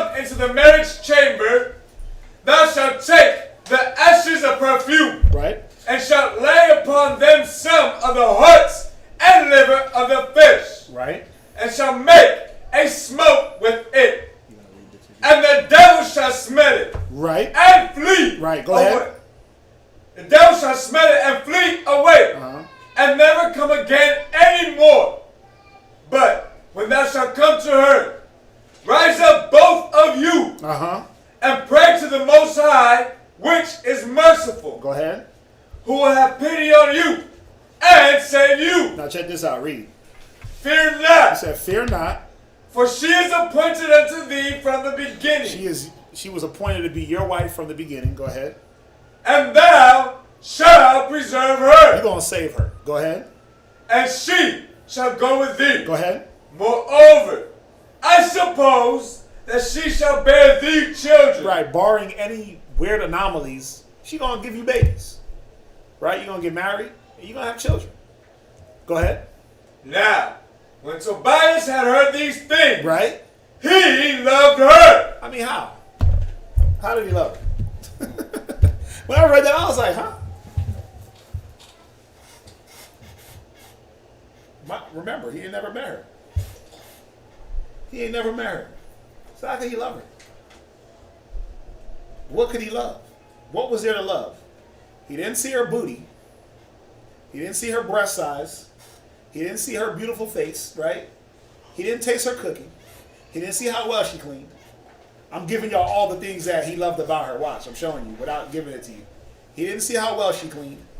He didn't hear her angelic voice, right? He didn't have a foot fetish, right? He didn't see her long glowing hair down her back, her caramel skin, right? Her light eyes. I'm naming all the things that cats fall in love off of, right? Her white teeth. Milky white teeth.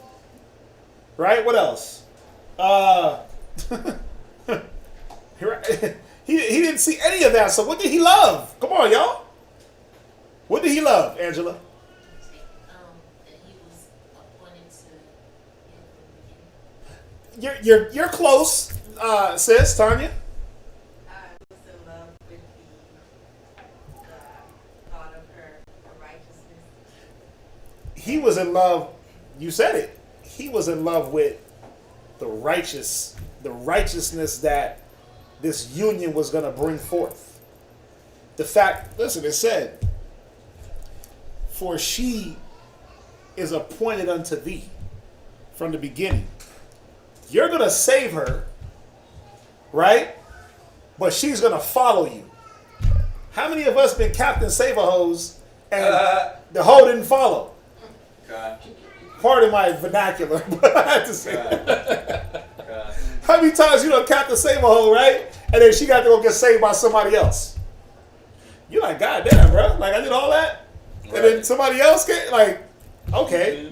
She don't want to be saved. Don't save her. No, she didn't want to be saved by you.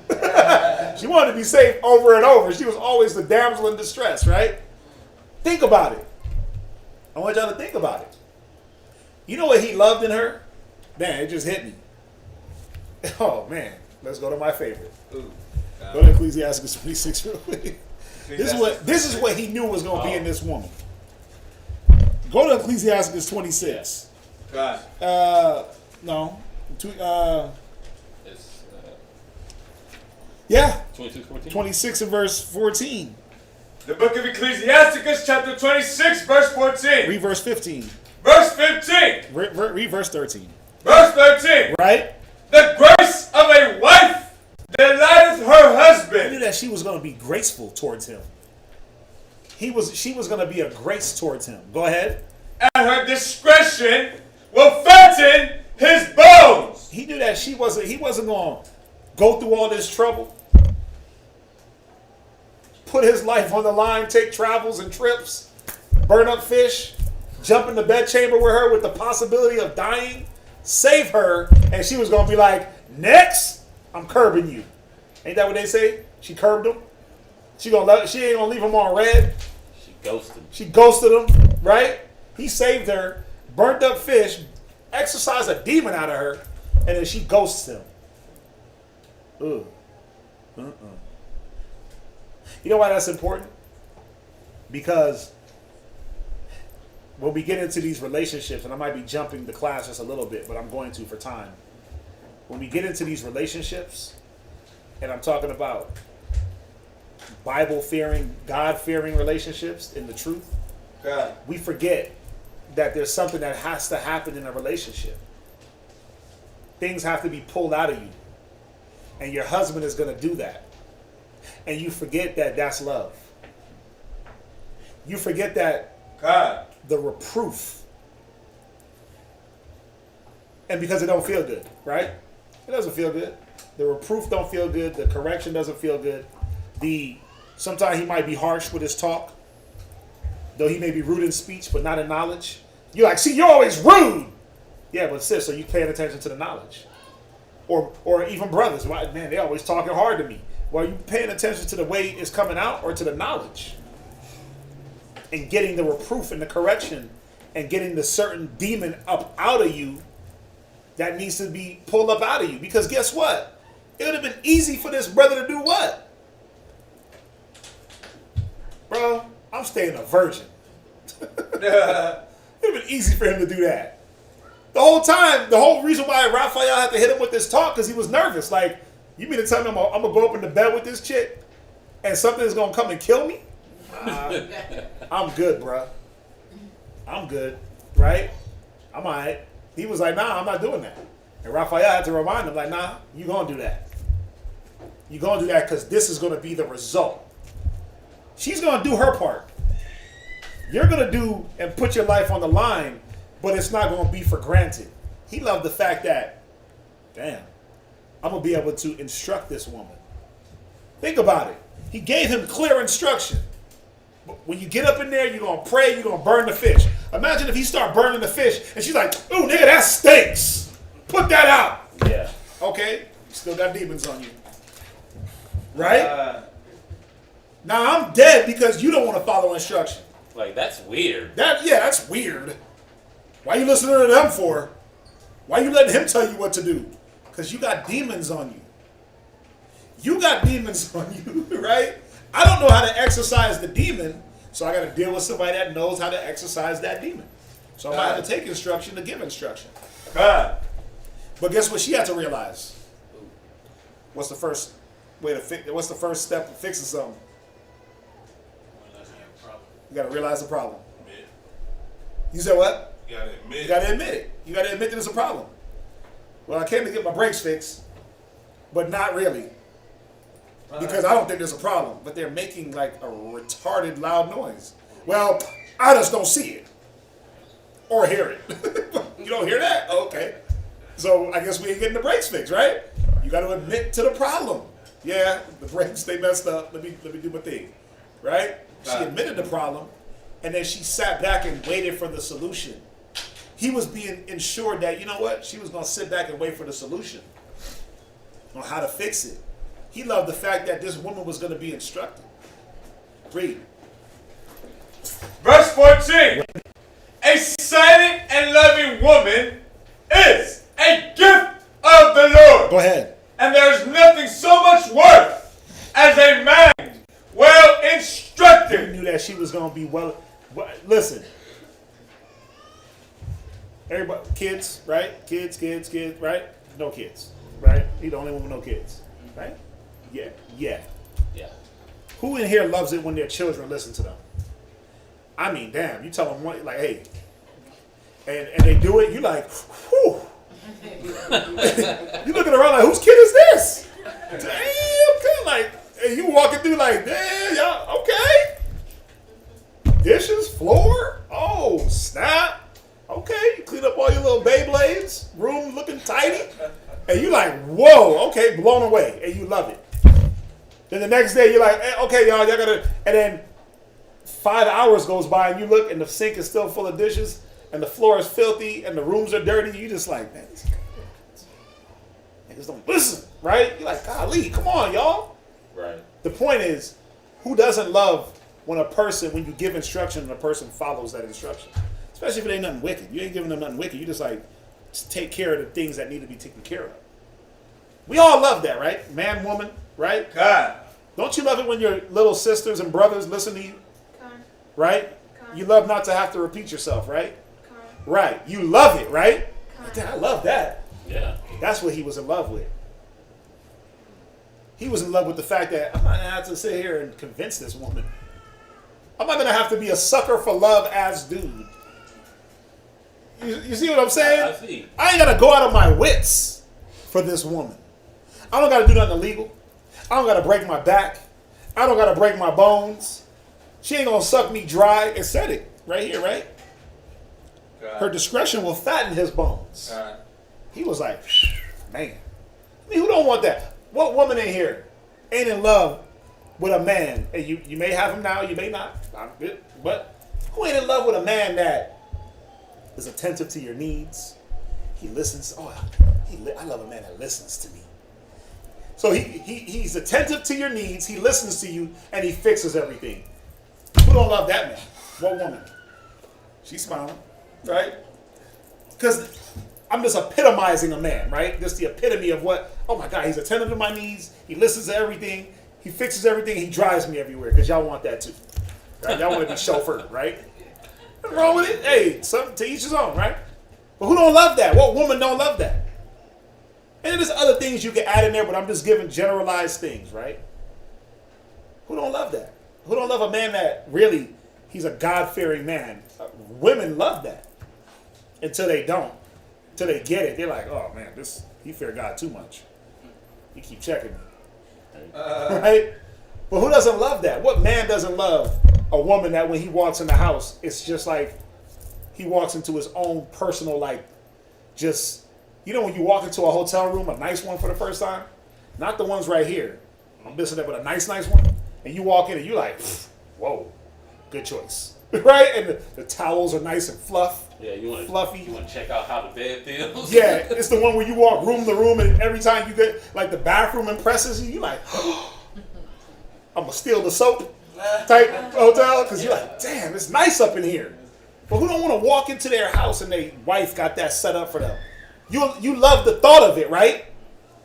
Is what I'm saying. You love the thought of walking into your house and it's just like, smells good, looks good, everything is just on point. You love that. You love the thought of a man that is just on point, takes care of your needs, listens to you, drives you everywhere. He might even cook you a meal once in a while. Right? We're in love with certain concepts. Ain't nothing wrong with that.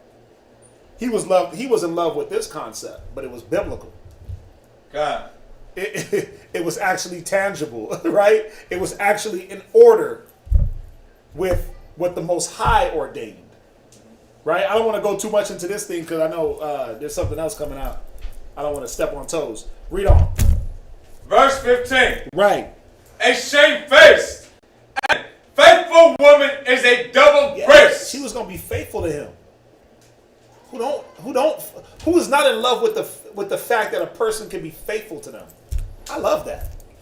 You fall in love to that, man, woman, or child. Like, damn, you going to be faithful to me? You love that concept. Go ahead.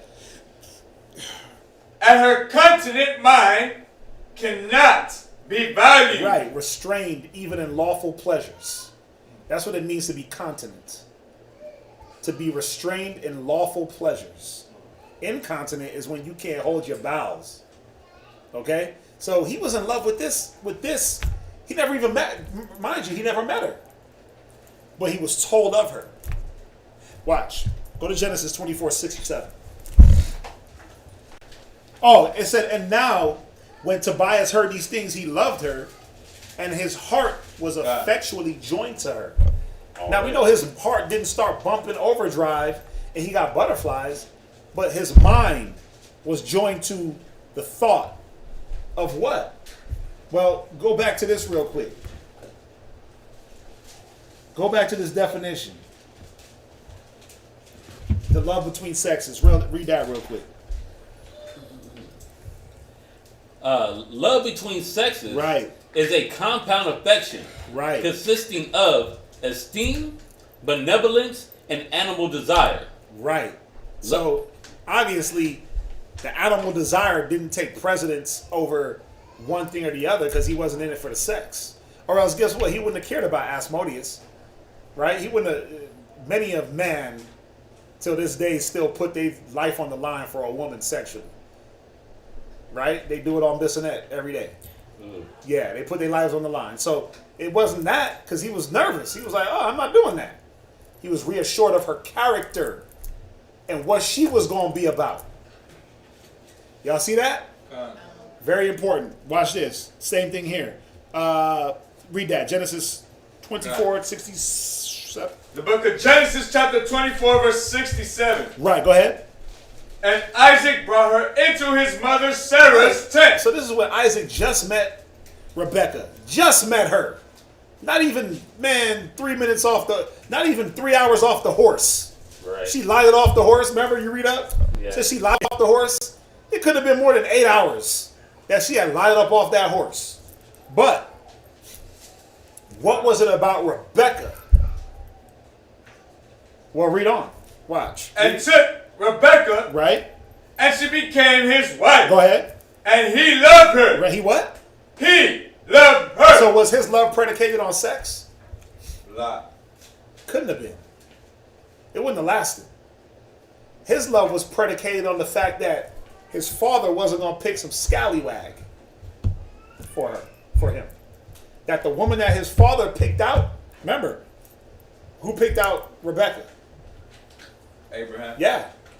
He said, this type of woman is going to do this, right? She's going to be this way, and this is how we're going to know it. So Isaac fell in love with the concept of a righteous woman. God. Right? And did not Sarah love him? Of course she did. Of course she did, because she was in love with the concept of what? A righteous man. In love with the concept that, wait a minute, this dude ain't just going to hit it and then roll out. You see that? It said he loved her. Go ahead. And Isaac was comforted after his mother's death. Right. Go from there. And we can hit a few precepts real quick. Just go to 2 Samuel 1:26. Because love, we got to knock out the misconception that love is always, like, to have a deep love for somebody, they got to be a sexually, you got to get a tingle in your genitals for them. You don't have to have a tingle in your stomach to have a deep love for a person. Okay? And it doesn't have to be homosexual either for a man to have a deep love for another man. It's how far am I willing to go for that person? That's really what it is. David was ready to go to the damn ends of the earth for Jonathan. But guess what? Jonathan was ready to go to the ends of the earth. Think about it. He betrayed his father. And not that his father was righteous, so it wasn't really a betrayal. Jonathan was willing to keep righteousness going to preserve David's life. You see that? Yeah. Go ahead, read that. 2 Samuel chapter 1, verse 26. Go ahead. I am distressed for thee, my brother Jonathan. Right. So if I'm not mistaken, this is when David gave his eulogy to Jonathan and to Saul. Go ahead. Very pleasant hast thou been unto me. Right. Thy love to me was wonderful. He said, very pleasant how has thou been to me. Remember, Jonathan saved David. He said, listen, I'm going to shoot the arrow. If it goes this far, keep running. If it comes this far, you can come back. Shot that arrow, keep running, bro. I'm going to save your life. Go ahead. Passing the love of women. Yeah, passing the love of women. Meaning that we went beyond the mere physical attraction. You know what? A burning in my loins. Because that only can last so long. Till you're no longer burning in your loins and you don't even want to be around a person. You know when the lust, you know they say lust wears off? When the lust wears off, then what? The car smell is gone. Yeah, the new car smell is gone. Man, you eat all types of burgers up in that car. You said what? Honeymoon stage. Yeah, when the honeymoon stage is gone, now what? What do we have? See, a lot of us, what do we have after the honeymoon is over? We got real life. Now we got to rely on love or else we just going to burn up. Right? Now we know in the sense of honeymoon and things like that, that wasn't the case here.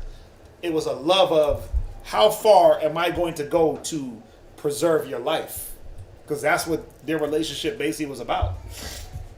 They was them saving each other's lives until David couldn't save Jonathan. How far am I going to go to save your life? How far am I going to go to uphold your life in righteousness? Well, I'm going to go against my father. right? Because that's what Jonathan did. And then even his own father tried to kill him. You see that? I'm going to preserve you because it's the righteous thing to do. So I'll lay down my life. We went over it. No greater love that a man have that he lay down his life for his friend. Well, I'm going to lay down my life with my people and become that scapegoat, so to speak, for you. Ain't that what we do? Don't we become the black sheep of our family because we decided to stop doing Christmas? Yep. Because we decided not to show up for Thanksgiving, for birthdays? Because now all of a sudden our time is not their time? Well, you don't make no time for me. You must not love me. No, I love you. Just not the way you think I do. Ooh, I love you, but I got to show my love for the ones that are fighting with me more. God. You see that? I still love you because that's why I'm doing what I do. If I didn't love you, guess what? I'd be smoking blunts right with you. I'd be pimping hoes just right with you. I'd be selling weed and crack just with you. I'd be prostituting right with you. If I didn't love you, I'm fighting for something greater. But love, no, you don't love me because you ain't around. No, I love you. You just don't see it, right? Go from there. Go to. Let's just get this last one out, right? God. No. Go to Hebrews 12:5, man. And let's get it straight. Right, their love went beyond the animal desire. Their love was predicated on the commandment. Their love was predicated on how much am I willing to lay my life down? How much of my comfort am I willing to give up for you to be preserved? I mean, that's what it boils down to. Yeah. That's what it boils down to. So, Quadazop don't like me. I know I'm bringing up old stuff. Quadazop don't like me. Shh. Hey, I must really like you. I must love you. Because because I say this with all respect, but I could be doing something else. I could be giving my time in other ways to other things, is what I'm saying. We all have that option. He could be giving his time to other things. You see what I'm saying? We don't have to be available the way we are. We can limit our availability and still say, well, nah, I love you. Look, I answer the phone. But will I keep answering the phone? Will I keep being available? Will I keep doing what I have to do to show that love for y'all, which is sacrifice? That's how you measure someone's love. How far are they willing to go? How far are they willing to take it to make sure that I'm good? Let's go to Hebrews 12:5. Hebrews chapter 12, verse 5. So you can put this: love is correction. Flat out, love is correction. God. People that don't want to be corrected don't want to be loved. And because you don't feel that it's love doesn't mean that it's not. Read. Hebrews chapter 12, verse 5. And ye have forgotten the exhortation which speaketh unto you as unto children. Right, or the esteem, right, that's speaking unto you as children. How are we being esteemed? We're being esteemed as children right now. And what do children have to go through to be raised as proper children? Read. My son, right? Despise not thou the chastising of the Lord. Right. Nor faint when thou art rebuked of him. Yeah, you can't despise, you can't hate it. To despise, you can't hate getting the correction. You can't hate being corrected. You can't run from correction. You shouldn't have it in your mind that, man, I gotta be deceptive to avoid this tongue lashing that I'm gonna get, or the few words of encouragement that I'm gonna get, or the corrective criticism, or the teaching moment, however you want to put it. But I can't put myself in a position to avoid these things. Why? Because I'm really showing that I don't want no one to love me. In this aspect of love. Read. Verse 6. For whom the Lord loveth, he chastiseth. Yeah, for who the Lord loveth, he chastiseth, man. Go ahead. And scourgeth every son whom he receiveth. Yeah, you're going to get the scourges. Who should set scourges over my mind? God. You're going to get the scourges. You're going to get the scriptures to check that mind state. You're going to get the wisdom to keep you balanced. If you don't want to be loved, just say so. Just say, I don't want to be loved today. Or ever. We'll stop talking. But as long as we appear before one another, I'm going to think that you love me, and I'm going to know that I love you. Right? Until I don't see you. That's how I know you don't love. Nobody that been in these doors and then disappeared could say, oh, you know what? I love the brothers, man. I love you, brothers. The hell up out of here with that. You know why? Because you're not here to receive love. You're not here to receive it. And if you can't receive it, that means you can never give it. You can never give it because you'll do it the wrong way. Because remember, you'll think that love is, I got to go crazy for her. Now, I ain't going to teach her because that's going to cause more problems. So I'm going to just lose my mind over her. See, in order to give something, you got to be shown how to receive it. You got to be there to receive. Right? Read on. Read Revelation 3:19. Revelation chapter 3, verse 19. Go ahead.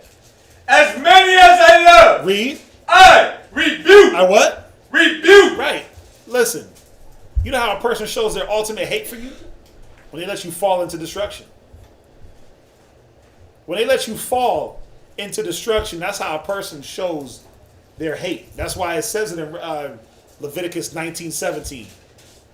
It says, but thou shalt anywise rebuke thy neighbor, and not suffer sin upon him. It says, thou shalt love thy brother. I am definitely butchering it. Thou shalt not hate thy brother in thine heart. Right?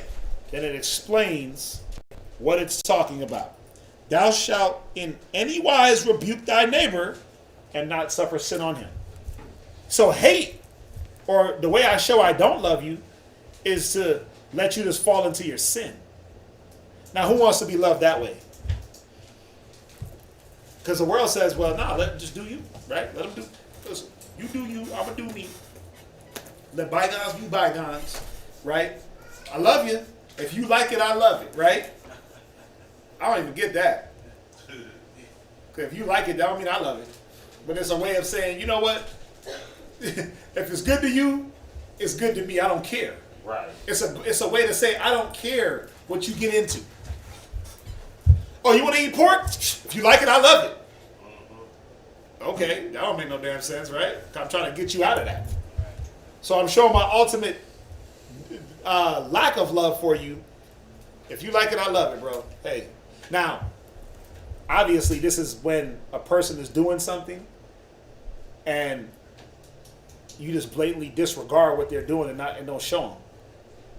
There are instances where you got to do the, if you like it, I love it. Meaning, I done told you 50,000 times. I done showed you. I done gave you the exhortation, the rebuke, the correction, and you ain't dealing with that. So guess what? Now you got to deal with your own devices. That's a different instance. But we have to sit back and make ourselves available to show what's right and what's wrong. You see that? Read. I rebuke and chasten. Go ahead. Be zealous therefore. Go ahead. And repent. Proverbs 3:11.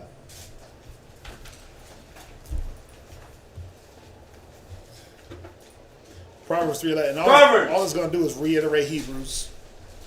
But now you understand where it came from, where Paul was quoting from. He's quoting from Proverbs. Read Proverbs 3:11.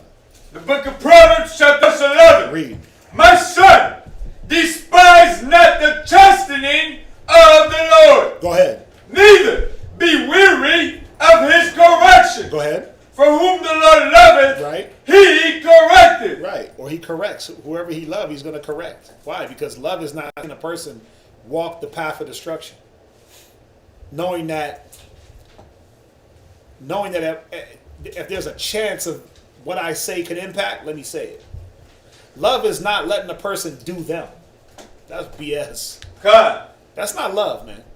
Now, people are going to make their choices, but if I know I can impact someone's life, I got to do that. I got to do the impactful thing. I got to do the right thing. I got to be that watchman. We all got to be that watchman for each other. Go ahead.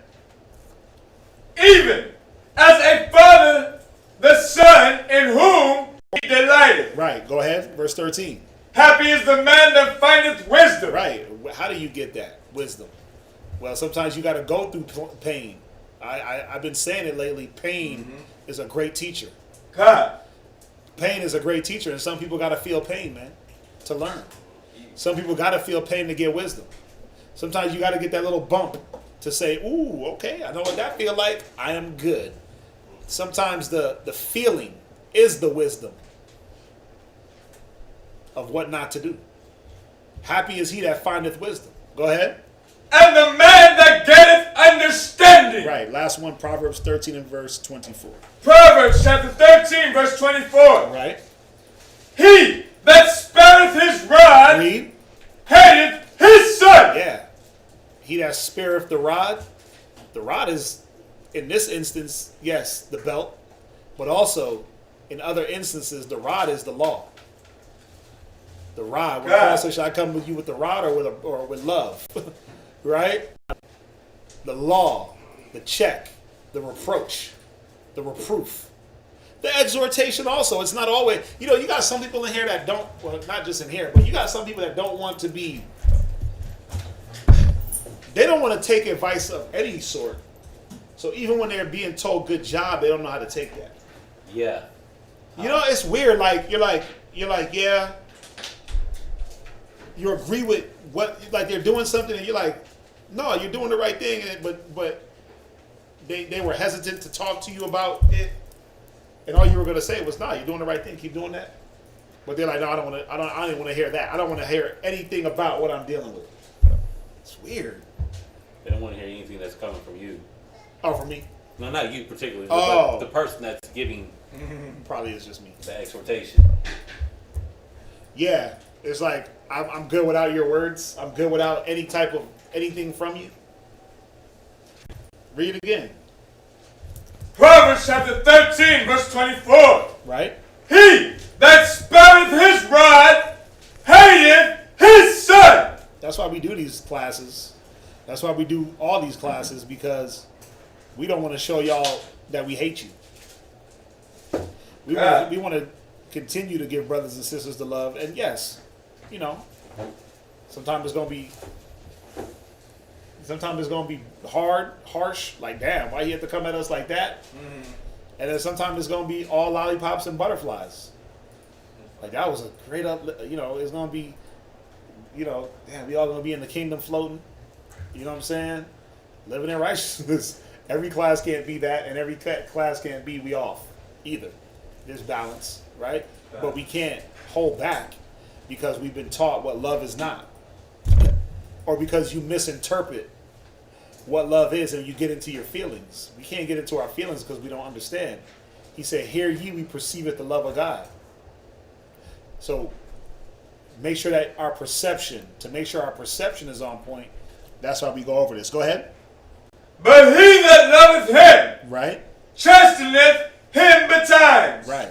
He's going to make sure that he deals with all situations as they come. God. Any questions on that? I went over. We had a few more, but y'all get the point, right? God. So yeah. Don't be no sucker for love. And I mean, you know what I mean by, why I titled this Sucker for Love? Two ways. Don't be a sucker for love thinking love is what it's not. That's one. Well, that hits both ways. Like, well, I love her because of this, and it's not love when you correct me. Don't be a sucker for love in that way, where you misinterpret the love on how to go about it, on how to administer it. All right? So, sucker for love. Sucker for love.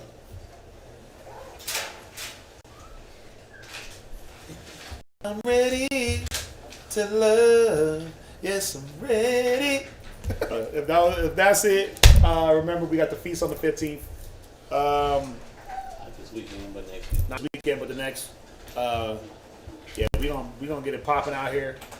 It's looking like Rochester's gonna link up with VA, which is good. So if you're local and you want to join us, feel free. We appreciate the unity, the gathering, the love. Yeah, we appreciate it. You know, I love seeing brothers and sisters. You know, I love kicking it and hanging out and chopping it and just chilling. Yeah, whooping dominoes. All that. I'm with all that. The talking, the hanging out. I love it all, man. You know. So, again, if you want to come through, let us know. You could do that. All right. They got class tomorrow in VA, so look out for that. And with that, we will say shalom. Shalom!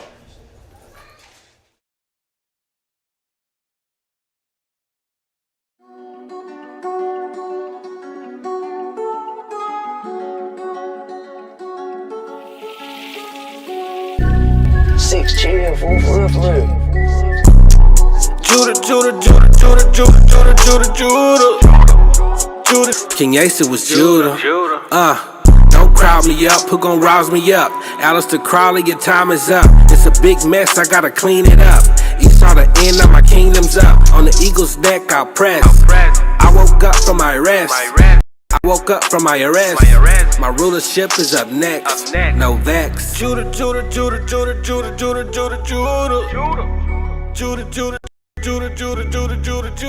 Scepter will never leave Judah.